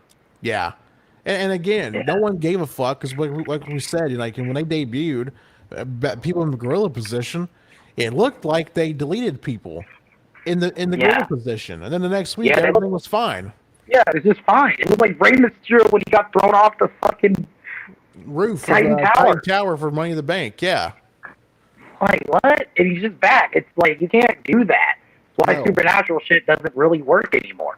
Like, you even saw with The Undertaker. You notice they kind of dialed back his stuff. Like, the only supernatural stuff after a while was the lights going out, and then he would come be in the ring, and then choke slam. That was about it. Yep. The last big supernatural thing is when he destroyed the ring with the lightning. And that was like 2006. Because Vince knew then that shit don't really fly now. Even with Kane.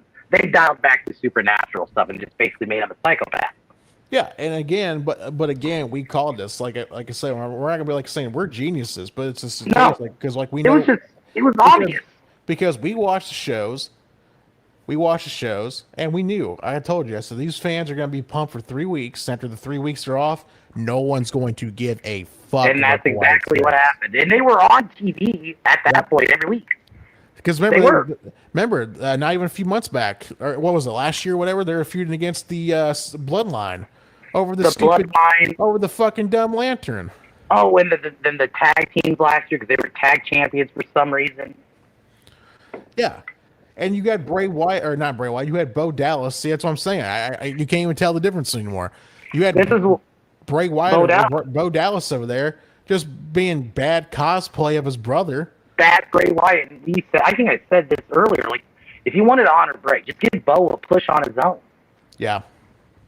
And just like, give him a different gimmick, but no. Yeah, they brought everybody in. I was just like, I don't care about this, man. And there's a lot of people that cared about it for 3 weeks and they quit. And it was like, okay, yeah, we're done with this. And then they went to AAA. Remember they went to AAA and wrestled against. Yeah, they went to AAA.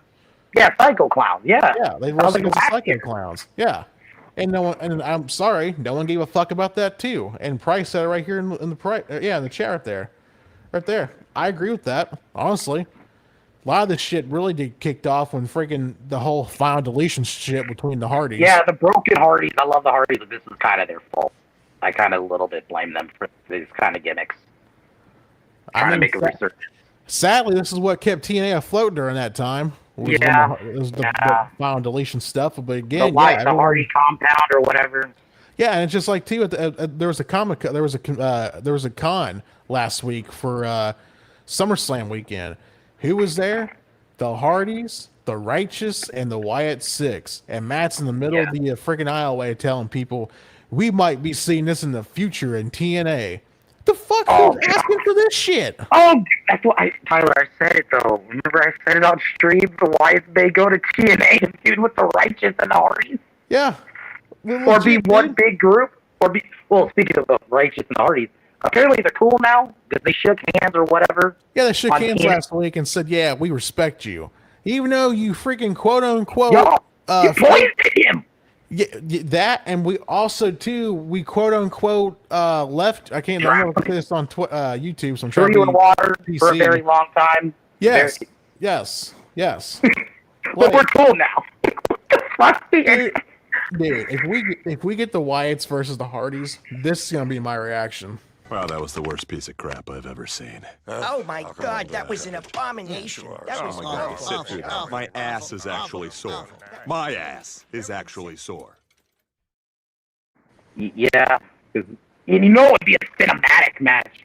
Oh, of course it will. It's gonna be a final deletion, quiet compound bullshit. And then they're gonna be one big group after. And people always glaze those matches, dude. But the Hardy. I never liked that whole Hardy compound shit. They did it last year with the Nemesis.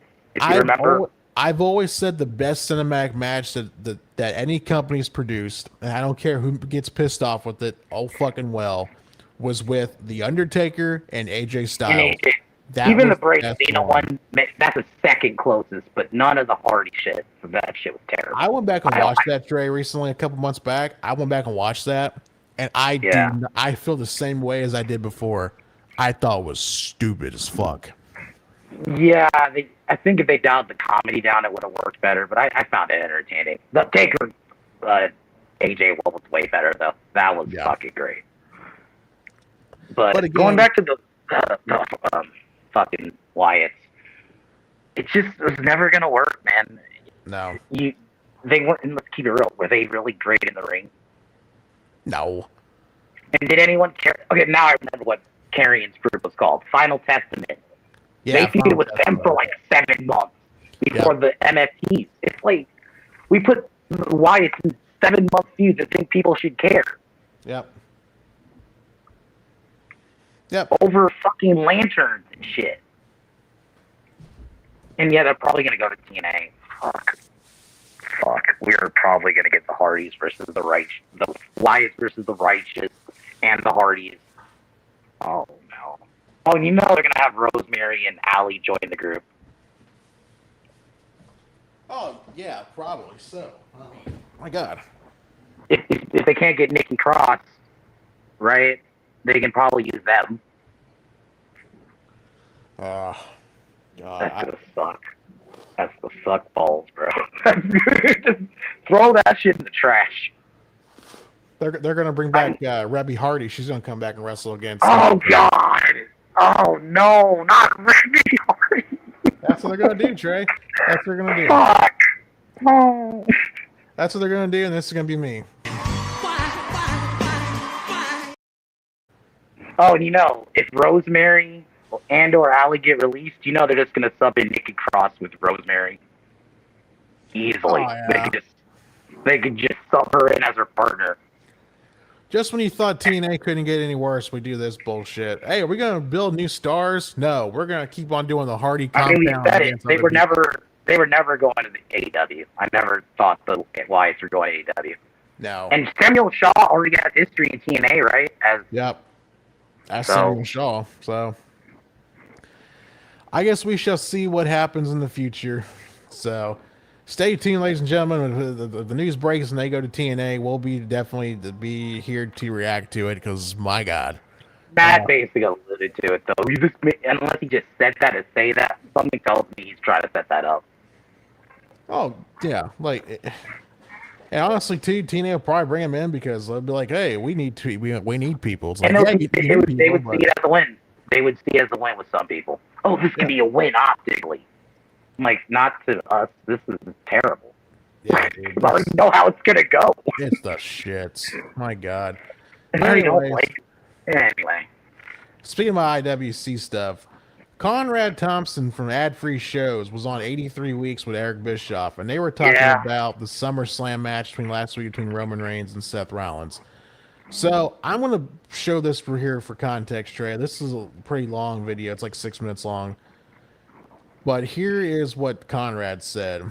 Roman Reigns overrated debate. Now, we're going to play this because there's some elements here I agree with, and there's a whole lot that I disagree with. So we're going to let this play out. And plus, there's a follow-up to this with JR coming up, too. So stay tuned, ladies and gentlemen. But if you haven't already, please hit the like button, subscribe, and share. Get out. We would greatly, greatly appreciate it. And if you're new here, please do that as well. And if you'd like to join our Discord, let me get that set up, too. Here is a link to our Discord where we do watch-alongs, hang out, etc., etc. So those are linked to the Discord. Okay, let's play this video. What did you think of the match? It wasn't a bad match. It was a good match. It was a great match in some respects. But it didn't do much for me. I mean, maybe because I'm just kind of over it. It doesn't feel compelling in any way. It doesn't grab my interest for any specific reason. I don't feel like if I fail to engage in that story that I'll miss anything because I've kind of seen a lot of it, variations of it. So unless there's an element that can come out of this matchup shortly that makes it really more interesting for whatever reason, that's the challenge. Come up with a reason to make it feel unique and compelling. But unless they come up with that, I know they're both great wrestlers. I know a lot about them. I just don't know anything new about them. So I really don't care about it. Hopefully they can make me care. I'm going to give you a hot take that's going to annoy you and probably piss you off, but here goes. I think Roman Reigns is probably the most overrated main eventer in WWE history. Like, I know this isn't a wrestling term, it's a music term, but Roman Reigns is what music would call an industry plant. I don't think if Roman Reigns disappears tomorrow, WWE's fortune changes at all. I think, they pushed him so hard against the grain. Down our throats is the phrase that Triple H would use about why they're not pushing Braun Breaker. Well, they pushed Roman down our throats forever. We had a good storyline with the Bloodline, but now that the Bloodline is it feels like it's into its black and silver era of the NWO. It's kind of like, it was a fun moment in time, but it's time to move on. I just don't know that there's any really, truly fanatical Roman Reigns fans. Like if they booked Roman the way they do Punk or the way they do Cody or the way they do anyway, I just feel like we've been conditioned to believe he's the top guy, but there's no real reason. I don't know that anybody could say, here's my favorite Roman match or here's my favorite. When people talk about their favorite match ever, how many people? So, what are you talking about? I like Conrad. Let me preface this, but I have to roast him a little bit here. What do you mean? what's the favorite? Literally the match of the year to a lot of people. I know there's the Grande match, which is probably mine, but I would say 1B is Punk and Roman. What are we talking about? Or WrestleMania 40, or even 39 with Cody. What are you on about? And if you want to talk about the Shield stuff, even his match against AJ Styles at that Payback and Extreme Rules match, what are we talking about? That was a great match that Roman had too. Like, I don't know what we're talking about. Even his match with Randy, was it SummerSlam 14? I thought that was good.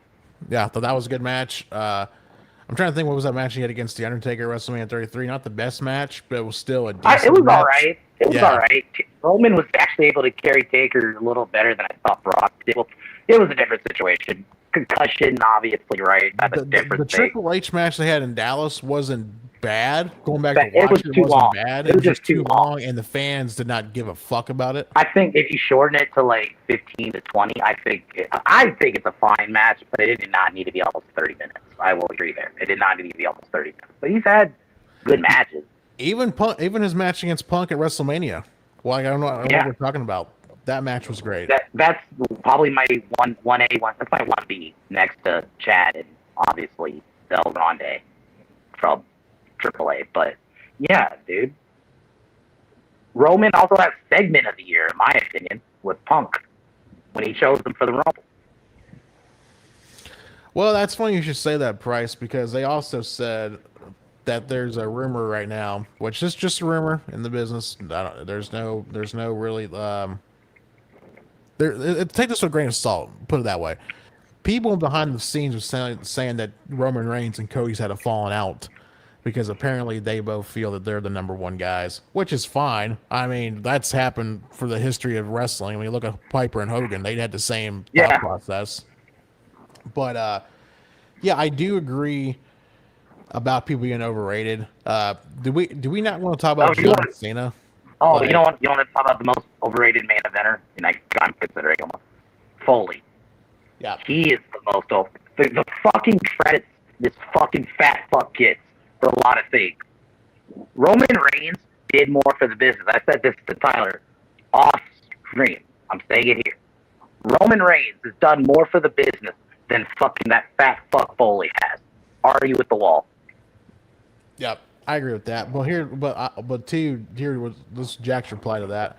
My thing is, Jack, that's not a Roman thing. You go back and watch those promos. Yeah, you go back and watch those promos when Vince was making him doing Suffer and Succotash and the fucking the promo he did with the Big Show and they were feuding. He's like, yeah, I watched you when I was 12 years old while you were in WCW. Blah blah blah blah blah. That is terrible shit. And you can go back and watch that. That wasn't Roman Reigns. That was Roman Reigns playing what Vince McMahon wanted him to be. Also, I can't respect you if you still bring up Suffering Succotash. At that point, it's 2026, guys. If you're still bringing up Suffering Succotash, it's like bringing up the John Cena Star Wars promo to say John Cena's a bad promo. Like, what are we doing?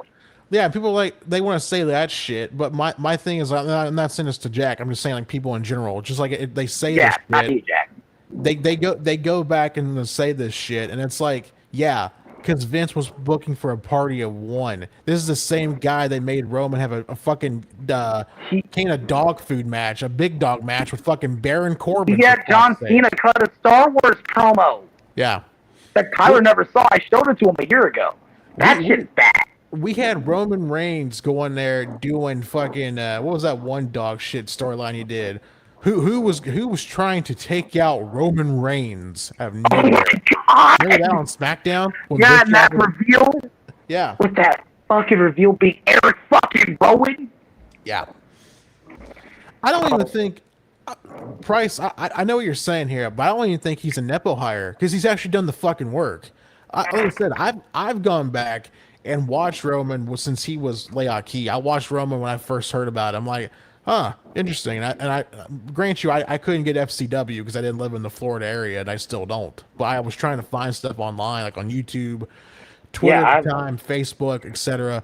Yeah. And the first time I saw Roman, I'm like, this guy's a star. Look at him. Yeah, I liked Roman since the Shield days, and I was even rocking with him even during the whole big dog thing. I always knew it wasn't his fault. I always said the moment he turned heel, he is going to prove the haters wrong. And look what happened when he became tribal chief. And that's what I say too. When Roman Reigns speaks now, that's not Roman Reigns. That's Joe on Hawaii being on TV. Yeah, that Roman Reigns that got destroyed by Cena. Yeah. You remember? Yep. That Roman Reigns ain't here anymore. No. That Roman Reigns is dead. He's gone. He's because we saw it when he feuded with Cena a couple years later. He was hanging with Cena on the mic. And you go back and watch promos compared to now today. Roman Reigns believes what he says. It's not being forced down by that promo against Seth Rollins when he called him like, you're basically a B+ because you needed a Money in the Bank briefcase at this part of your career. That's a joke. He made Seth Rollins his bitch that entire promo. And again, work promos are different from actual shoot promos, right? Like on TV, but still though, Roman believed it, and he made Seth look bad. I'm sorry, the Seth character took damage because of that promo. You fucking do suffer and succotash. No one takes you seriously, and this is like I said, this was Vince booking for Roman and thought this is what a top guy should be in the late 2010s. I think Conrad is stuck in like the 2010s still. I can't stand people with this mind. Like, guys, it is not 2015 anymore. Stop mentioning suffering succotash. Yeah. That was like 10 years, 11 years ago now. And what are we doing? Want to say it's like, well, it was the writer's fault, and it was this, that, and the other, and it was Vince's fault, which it was. But again, Roman didn't believe none of that shit he was saying, dude. We turned to the tribal chief. That's Joe on Hawaii on TV. Is John Cena a bad promo for? Remember the promo against Sheamus? Oh, bologna, fudge, and mustard. I haven't been this pissed off since my mom. So is John Cena a bad promo now because of that? Yeah, I canceled my Minecraft account, and my email is hotpants69 Star at gmail.com. Like, really? That Star Wars promo, which I arguably would say is worse than Suffering Succotash. Yeah. That entire Star Wars promo was terrible. So is John Cena a terrible promo now, a terrible wrestler, because of that segment from 2012? Conrad, come on now. Be consistent. Okay? Yeah. Well, try to be nice here. Yeah, let's continue this video. Because like I said, I like Conrad as well. But that's why I'm holding myself back. I knew I said I was going to rip into him, but I'm just trying to hold back. Going back to what I was saying earlier. Like the guy. Well, I was saying earlier how Cody and Roman have had a falling out allegedly behind the scenes. Cody Rhodes and Conrad are friends. So you got to ask yourself this too. Does he know more info than we do? And this is just a friend kind of like going off and like, that's the word I'm trying to say it best way I can.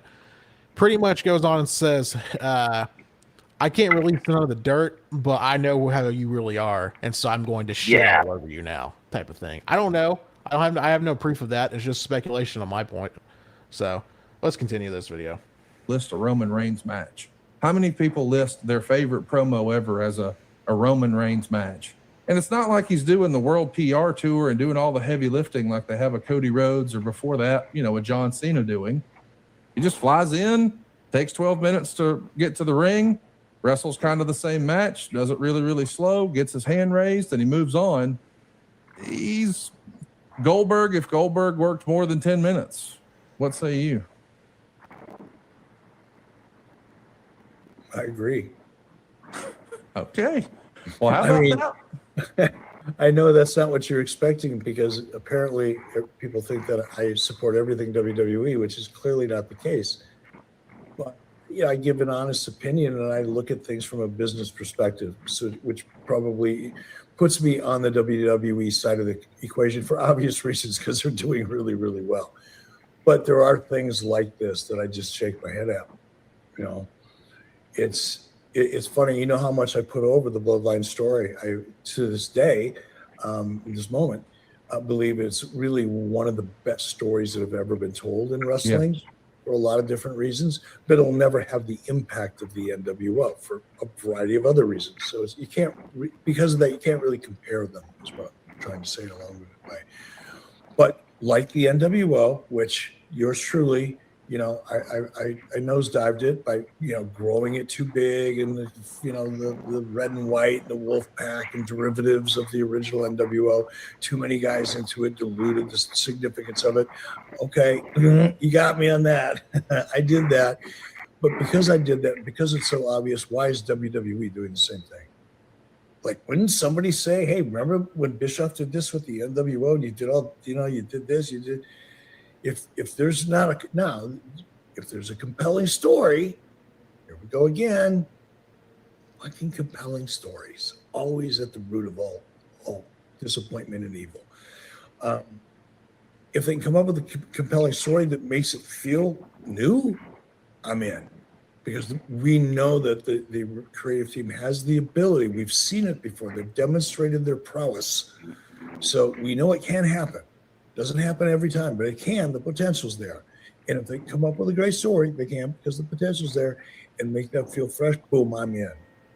But if they keep doing what I did, which is riding it till it dies, essentially, people will reflect back on the Bloodline storyline and have a less favorable opinion of it. Not because it wasn't a great story that achieved all the things that a great story needs to achieve in order to be considered one of the best stories that have ever been told. Achieved a lot of those things, if not all of those things. But it's kind of like a fighter that just refuses to retire and goes out there and gets manhandled by somebody 25 years younger. If they would have just stopped 2 or 3 fights earlier, they'd be legends. Now they're footnotes. And that's what will happen to the Bloodline story if they don't come up with a way to either make it more exciting and interesting and live up to the expectation that they've already created with the audience. So that's that video. I don't even agree with that. Like, I have my issues with what they're doing with Blood. It is not an ordinary NWO. One, are they really even randomly adding members? Outside of Jacob? If you count the MFTs, but before hold up. There's a speculation right now that Zilla Fatu finished up last night with House of Dory. Yeah, he's done with House. Yeah. So there's a good possibility that he might join the Bloodline. Maybe. Or he goes to NXT. I'm not sure. But regardless, again, I can see him going to NXT. I can see Sean trying to vie for him because he needs that main event scene somewhat revived right now. Yeah. And plus, again, the whole Bloodline thing, I do agree with Bischoff. I think the Bloodline has run its course. I don't know. Yeah, it does. I agree there. Yeah. I think it's definitely ran its course. And I wish we would, do more, but to say Roman is the goal is like gold. That's insulting. And I mean what I say. Roman did more for the, and I know Conrad would hate me saying this right now. Roman did more in the business than Foley did. Because Foley, to me, that's an industry playing main eventer. Well, you want to talk about a guy that gets put into Conrad? I know we'll go more into it later. Here's the okay. So we're gonna play this in a minute, but because there's a follow up here. But Price, yeah, I don't think it was bad, but apparently, that was Russo booking at that time. But David Flair as a wrestler, he was terrible. Shit. He was a little better in TNA. I'll say that. He's a little better than his WCW run, but not by much. I don't hate David Flair. I'm not a David Flair hater. But he wasn't ready. He was put in that position where he was just the best not thing ready in WWE. Your best thing in WWE is when you got their shit kicked in by the Undertaker. That's not great. Yeah, because I think that's really all David Flair was remembered for in WWE. If we're going to be honest, and then he had a one-off match against Taker, and then that was it. If he comes to the main roster, I wouldn't be surprised if.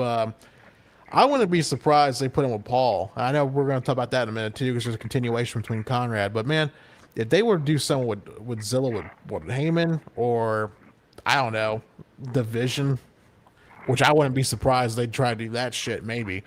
But who knows? In the Vision, I wouldn't hate it because you could set up a Braun Breaker feud out of that. But again, I'm tired of the Vision too, because that's a cursed gimmick. But anyway. Yeah. Let's go on here because Conrad's not he's doubling down. He's not done. He's not done. He is doubling down like there ain't no tomorrow, bro. So we're gonna play this clip now, ladies and gentlemen. This is what Conrad had to say on JR's Grilling with JR podcast about Roman Reigns, which to me this is just mind-boggling. Well, yeah, Roman's had a Hall of Fame career. There's no doubt about that. I just don't know that he belongs in the GOAT conversation. I'm interested to hear from you guys. Let us know in the comments. Do you think Roman Reigns is one of the all-time great main events? I mean, my question has always been, What does Roman Reigns' career look like without Paul Heyman? I mean, we saw it, and they booed his ass out of the building. I mean, how can we all forget that? Suffering succotash, son. That's pre-Heyman, and then everything since has been glorious, but it's because of Heyman. Like, these other top guys, respectfully, Hulk Hogan didn't need Jimmy Hart. Steve Austin didn't need Ted DiBiase. Roman Reigns needed Paul Heyman. Roman Reigns without Paul Heyman was a bust. We all know it. It's a fact. We've just now forgotten it because Heyman is so good at his job. And that scene stealer Sami Zayn didn't hurt, and neither did the Usos. But these other guys, whether it's John Cena or it's Cody or any of the other baby faces that are being pushed to the moon, they're out there by themselves. And yes, do they get a mixed reaction every now and again? Sure. But they're also not out there as a part of a larger faction. It's just a totally different situation. Roman didn't get over on his own, in my opinion. WWE pushed him that way. It is what it is. We would love to agree to disagree. Okay. So, by that logic, does that mean that Brock Lesnar didn't get over without Paul Heyman? Yeah. And also, go ahead. I was going to say, I know I brought it up earlier, but Cena's had his fair share of bad promos that I argue were probably worse than Suffering Succotash. I watched 2010, Conrad. I was watching it 2010. I saw that baloney fudge and mustard shit live. Same with the Star Wars promo. But we don't think John Cena's a shit wrestler because of that. Well, he's saying right here, well, he needed Paul. Okay, so let me go back to the quote so I don't go in there and fuck it up. So let me go back and read the quote right here. Yeah, blah, blah, blah. Steve Austin didn't need Ted DiBiase, but Roman Reigns needed Paul Heyman. Okay, but that logic, though, that's the case, then everyone should be over when Paul Heyman's associated with, because look at Cesaro. Michael McGillicuddy. Ryback. Right now in current day, Braun Breaker. It hasn't worked out. So with that logic, I guess you're saying that Paul can make anyone a main eventer, which is retarded to me. Because like I said, what happened with Michael McGillicuddy? The highest he got was what? Intercontinental champion. It didn't even really matter. That's it. And again, it didn't even matter as IC champion.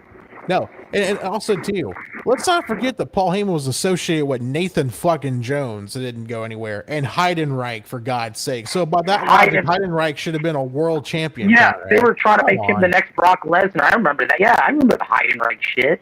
I remember that. Yeah, it's like, so what happened with Big Show? Yeah, Big Show had Paul there for a while too. It really didn't do much for him. I don't think outside of what ECW title. I guess that was it. I think the one 2002 when he turned on Brock and joined. Oh, that one. Yeah. Oh, that one. That one. Yeah, too. I mean that was probably his strongest run, but he was only WWE champion for what? A month. Because then he lost his shirt. And so by that logic too, did CM Punk need Paul Heyman in 2013? No. CM Punk actually really did not need him in 2012. Arguably, he was already cutting good promos. And the thing is, it added a different layer to the said product. But the thing is, because he just turned heel, so they're like, let's put Heyman with him, and they already have history. And that was a Vince call, so Vince wanted to do that. But again, Conrad's saying without Paul, he would not be in the main event scene like he was. And to me, that is just crazy fucking. Where's that Michael McGillicuddy World Heavyweight Championship run? Where's Ryback right now? Ryback can't even. Yeah, where's Ryback right now? Where's Cesaro? He's a fucking goon for Dean Ambrose in the Death Riders. Yeah, and doing the same thing for 2 years? He's been doing that for like 2 years. Yeah, and going back to what Conrad said, saying that Roman's not one of the goats. I'm not making the argument that he's one of the goats. No, I'm not putting him up there with fucking Ric Flair. But if you're gonna put him in WWE's Mount Rushmore or in that category, yeah, Roman is one of the goats for WWE. Not in fucking for professional wrestling of all time, but for WWE, absolutely. Yeah, dude, I have certain wrestlers higher than Roman. Obviously, I don't think Roman's near a Rock, a Triple H, and Austin. Definitely not a Hogan, right? Yeah, we all know that. But I like Roman. Roman has to at least be in the top 15 in WWE. Yeah, and it's just like I said, if you're going to talk about WWE goats from homegrown talent from WWE, yeah, Roman is one of those guys. The same way with John Cena. Is John Cena one of the goats of all time? Some make that argument. I don't. I think if you're going to talk about business wise for WWE and their business, yeah, he's one of their goats. He's number one in my view for WWE for their business model, for their business. No, I think Roman's a fucking top 10 GOAT of all time. No, but Roman is definitely a GOAT for WWE. You know what I mean? Like, I don't understand this whole argument. The whole, like, well, he never, and we're bringing back promos from 2010 or 2014, 15 and shit, man. Really? Really? Yeah, once again, John Cena Star Wars promo. And we're not going to talk about the promo he did, not even his promo work he was doing with The Rock against Cody and Seth. Not even a couple years ago. We're not going to talk about the fact when he was roasting John Cena. He was like, people are sick and tired of seeing you. He's like, not the fact that he has the best promo single night. And arguably, there are a couple moments in that Punk feud. He owned Punk. Yep. Who's one of the best mic workers. So what are we talking about? And this guy here, he's on Twitter a lot, so I saw his stuff. I'm like, okay, I'm going to showcase this tweet today. Trey, do you want to read this real quick? Yes. Calling Roman Reigns the most overrated main eventer in WWE history when the Warrior and Goldberg exists may be the most obnoxiously stupid take I've ever heard Conrad make. I consider him a smart guy, but saying nothing will change if Roman disappeared tomorrow might be the weirdest take yet. Yeah, that's the difference between the Bloodline and the dying days of the NWO is that people still want to see the Bloodline. Compare the reactions the Usos and Jacob get to fucking Horse Hogan and Stevie Ray. Oh, man. We didn't need to take a shot at Stevie Ray, but get out of here with that nonsense. Yeah, and what it's true, though. Like, it's just like... It's right, yeah. Crazy fucking work. We don't care for the Usos, but they get reactions still. Because fans are retarded, but yeah. But anyway. Yeah.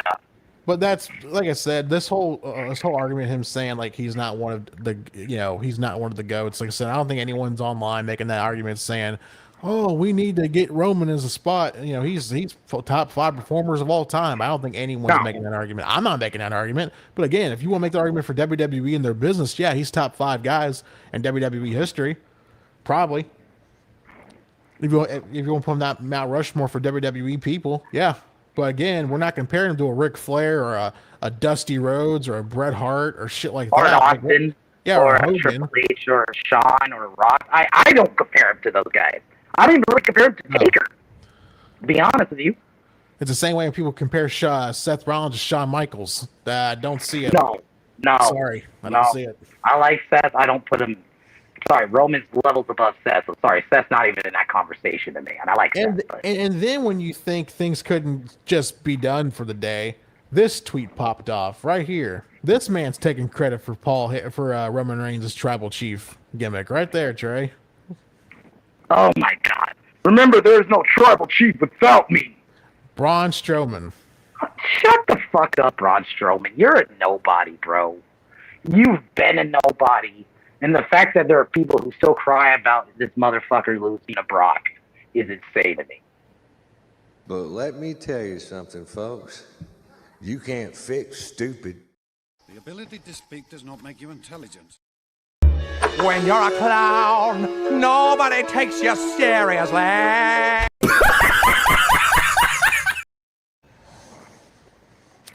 That's what we gotta say. You're Braun fucking Strowman. Shut the fuck up. Get out of here, bro. Without me, let's remember, guys, without Braun Strowman, there's not Change Your Narrative Wrestling that lasted for... Without me, there wouldn't be a non-memorable WWE Universal title run that no one remembered. Yeah. And which, by the way, this is documented, he was going to... delete himself if he didn't win the title. He had plans of doing it, by the way. That's legit, by the way. I'm not making it up. That's from the documentary that was on Peacock back in the day during the COVID era. So I just want to put that. But I think we'll put a bow on this segment, Trey. And if you want, do you want to react to the Vince Russo asking for a job? Yep. Okay. So, chat, what we're going to do right now, we're going to wrap a bow on this real quick, what Roman said about to people and his haters. And this came out in 2020. When he was on top of the world, right there, Trey. There's a tweet from Roman. Only reason I'm down your throat is because you keep your mouth open. Oh my God, I forgot he said, "I'm the best performer of this generation." Period. And the title's finally in the right hands for its full true value. You ain't wrong. Yeah. I didn't remember the down your throat part. You keep your mouth open. Like, whoa. Yeah. I mean, he's not lying. I mean, No, he's not. No, he's not. I mean, he's not lying. Like, legit, he's not lying right now. He's not lying. But we're going to put a bow on that. But that's from our stuff today about the whole Roman thing. Now we're going to react to our last thing for the day, and we are going to get out of here. So let me go here and show this. Now, me and Trey, you all know us, chat. Me and Trey, not big Vince Russo fans at all. No. You think he's about the most dumbest motherfucker on God's green earth, and he's the dumbest motherfucker in wrestling, easily. I mean, yeah, EC, yeah. Well, we should have talked about that, but I didn't want to get into that detail. Yeah, if you know that lore, really look it up. It's bad. Really quick on EC3, he ain't looking great these days. Yeah, there was a comment to be made from Rockstar Spud. We should have probably covered it, but I didn't want to get into it because I think I didn't want to be mean. I think there's some probably real life stuff he's dealing with, so I didn't want to dunk on him. Yeah. But on that note, we're going to talk about Vince Russo. So Vince Russo is on Twitter. Remember the guy told us, everyone, that, he watches the product, bro, but only watches the highlights? Yeah. Well, he's telling everyone that this is the worst era for WWE in their booking, and he has no idea why Triple H has not hired him back.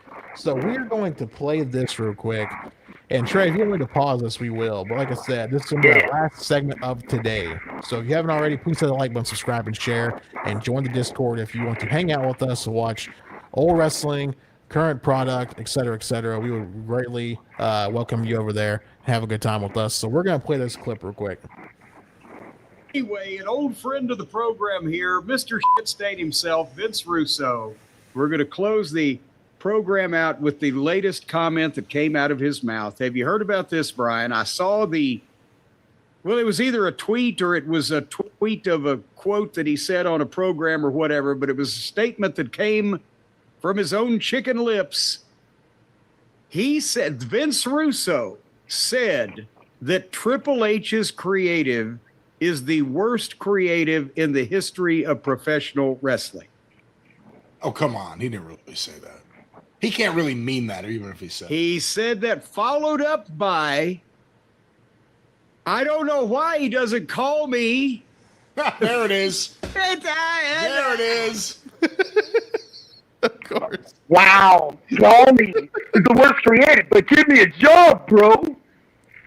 Look, bro. Look, JCW's doing great, bro. But also, bro, I want out of here, bro. Bring me back to the He wants it out, but he's JCW though. Okay. Guys swearing, man. This motherfucker. God. Anyway, we're gonna continue.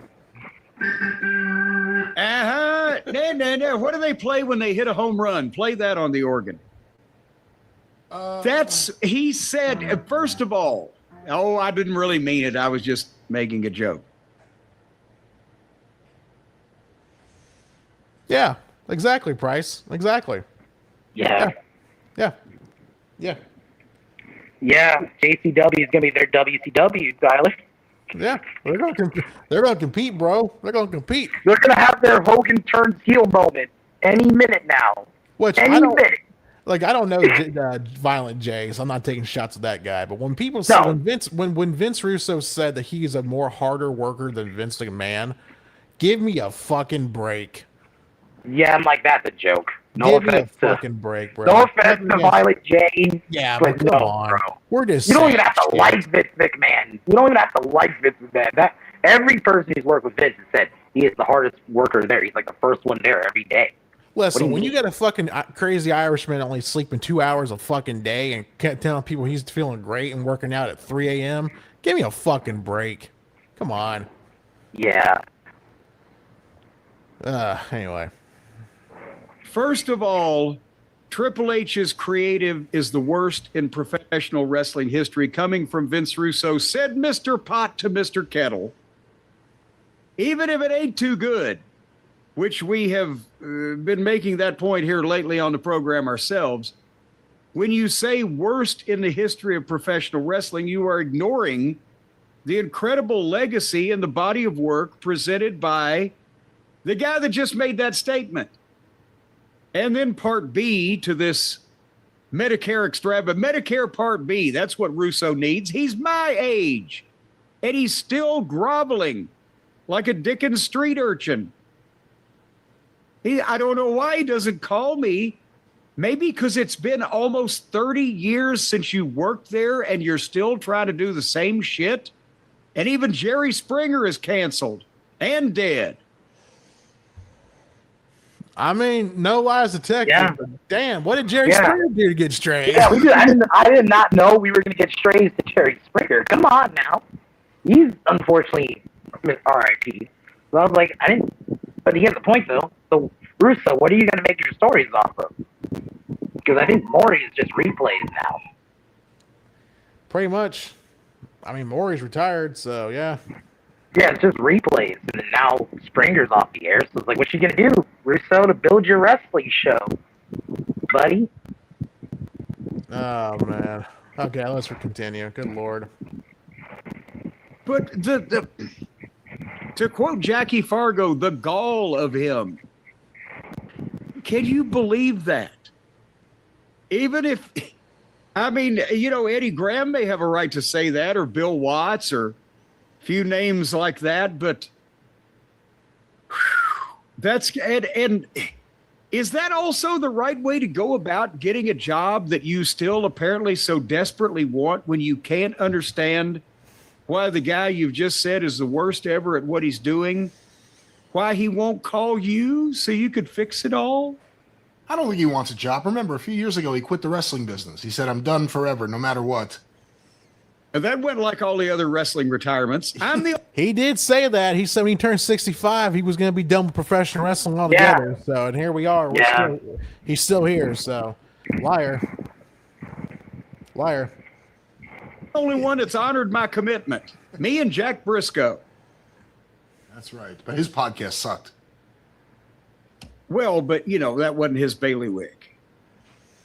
That wasn't Jack. Jack's been dead for many years. That was Gerald Briscoe. That was Gerald. Difference there. But, yeah. But so, to commemorate the occasion of Vinny Rue making that statement, and I'm sure that Triple H will be putting a call in immediately as soon as somebody fucking ties him down and kidnaps members of his family and forces him to. But you said that's how he would get a job. That's not how he would get a job. Do you think he's emailed Ari Emanuel yet? Oh, you would have to think. That's what he does. He tries to email the person in charge who wouldn't know as much as the people on the ground about what he does. That's his move. Do you think he's emailed Ari yet? Well, would he email Ari or would he email Nick? Or who would he think is the top of that food chain that would do him the most good while still never having actually worked with him in person? Knowing his dumb ass, he probably tried to freaking email Dana White. Yeah, he'd fuck up because we saw what happened with DNA. Yeah, he probably, you try to probably fucking email Dana White. And this is how the email would probably go. Dear bro, I could book your show better. Sincerely regards, Vince Russo. Dana White, 5 seconds. Who the fuck are you? Yeah. Who the fuck are you? Oh my god, man. And then Vince Russo just replies back with this video. Mentally retarded person, okay? That's who I am. I'm Vince Russo. Anyway. To believe the horror stories. I don't know. People who work with Mark Shapiro think he's a moron. A very successful moron, but a moron nonetheless. I was about to say, well, then they've got something in common, but then you added successful moron, and now you've taken that away. Yeah, I don't know. Again, he's publicly said he's written a network in the past. He's written multiple networks in the past. He's written multiple companies in the past. Vince, he was writing to Vince. He was writing Vince until Vince said, a good day, pal. Basically, even Vince didn't want to put up with it anymore. You would think at some point he would realize, well, maybe, just maybe, none of these people want anything to fucking do with me. And I know some of the Cornette haters out there are going to, well, they don't want anything to do with you either. And the feeling is mutual. I'm not asking publicly or privately. That's the fucking point. This dipshit, whenever it's convenient, he talks about how or he'll write a book about how wrestling ruined his life. He can't stand wrestling or the people in it. They're the worst kind of people. And he never should have been involved in this, except next week when he's got to do another show or continue to look for a job. Oh, but I could help the booking in this place or that place or the other place. He's a 65-year-old man that is booking for a wrestling promotion run as a side rib by actual clowns. And that's the only place that he can do his 30-year-old shtick. Gosh, I hate to say somebody's stuck in the past, but my God. Again, Springer's dead, off the air. A lot of people don't want to hear about the fucking is a girl pregnant and who's responsible. Well, we got to paternity test the whole goddamn roster. But he remains blissfully ignorant. You know, people say ignorance is bliss, and he's a happy son of a bitch every time you see him. You know, I will say, though, I think they should do it. Because I would love to watch Unreal to see the writer's room when Vince Russo starts throwing his ideas out there and all these guys in their sweater vests have to deal with that. The last time that happened, and what was it? Was it 2001 or 2002 or whatever, when they brought him back? He had 2002 for context. 2002. One meeting with the writers, and they universally told Vince McMahon they would mutiny if this person was brought there. That is the only time that I have ever heard a firsthand account from inside the WWE of where Vince McMahon apologized to members of his staff. He actually, he said, "I'm sorry, I made a mistake. I thought it would work." That was a landmark moment in Stamford, Connecticut. What do you think that's like days later? Like, I got a gig. It's going to be great. I'm doing my thing again. Oh, the phone's ringing. Who's that? Yeah, the phone rings. Don't answer the phone. Call is coming from inside Titan Tower. So anyway, that was the statement he made, and people took to it like you could imagine. Also, let's not forget this a few months back of this year, he was lobbying for a job at AEW. Yep. Mm-hmm. Yeah, he had Tony on his show. He had Tony on his show, and plus he told Tony on Twitter, he's like, "Yeah, we should be working together, bro. I can help you write the show." Vince Russo is such an attention whore motherfucker. He's a parasite. He's a parasite. He is. He wants to leech on anybody he can. He wants to do that all the time to these people, man. It's sickening, bro. Like I said, it was like what Price said right here. Right there. If I'm an employee of JCW, I'd fire his ass. Well, that's the problem. Allegedly, old Vinny Roo fucking invested in the company. Yeah, so he's not getting fired. It's just, my God, man. This motherfucker. Like, how do you feel of a talent like that? And plus, that's like, yeah, I agree with that too. But like, if you're a JCW talent, you constantly see this guy on Twitter asking for, "Let me be on the show. Let me come back, bro. Let me do this and that." Yeah. It's like, how would you feel if you're a talent or a guy working in production with this fucking clown? He's like, "Oh, we're doing great things here, bro." But on the other hand, he's got someone like Ed Farrar he's trying to get into bigger places. Yeah. He oh my God, he's the biggest piece of shit I've ever seen in my life. God, he's a fucking leech. Piece of shit. Anyway, on that note, ladies and gentlemen, me and Trey are going to get out of here. Trey, is there anything you want to promote before we do? We will be back on Revealing Employees at some point. We just haven't had a chance to record Spider-Man. We will, at some point, talk about that. But we'll probably be back here again either on Dynamite or next Saturday. Yeah, stay tuned for the community section for the YouTube side. If we don't go live, I forgot to do it on Wednesday. We've had a lot of stuff happen personally in my life. Just everyday regular stuff. Just there's been a lot of stuff going on, so I forgot to do that. So that's on me. But stay tuned for the community section tab on here on YouTube and also on Discord. Yeah. And since Cream's not here, we'll go ahead and drop that link too. We'll talk about gaming real quick. If you guys are a fan of gaming, we have another channel that Cream's on. It's called Gronkin. If I can talk in 5 seconds, I'm losing my train of thought. I'm pulling a Joe Biden here, folks. Never a good sign. Anyway, if you like video games, talking about all the news and all that stuff, et cetera, go to the link in the description. There is a link to Gronkin on a podcast in the description box of this video. So on that note, ladies and gentlemen, we are going to get out of here. If you haven't already, please hit a like button, subscribe, and share. And if you're new here, hope you like the content, and hope to see you guys return next week. So until then, ladies and gentlemen, take care, and we will see you guys next time. Later.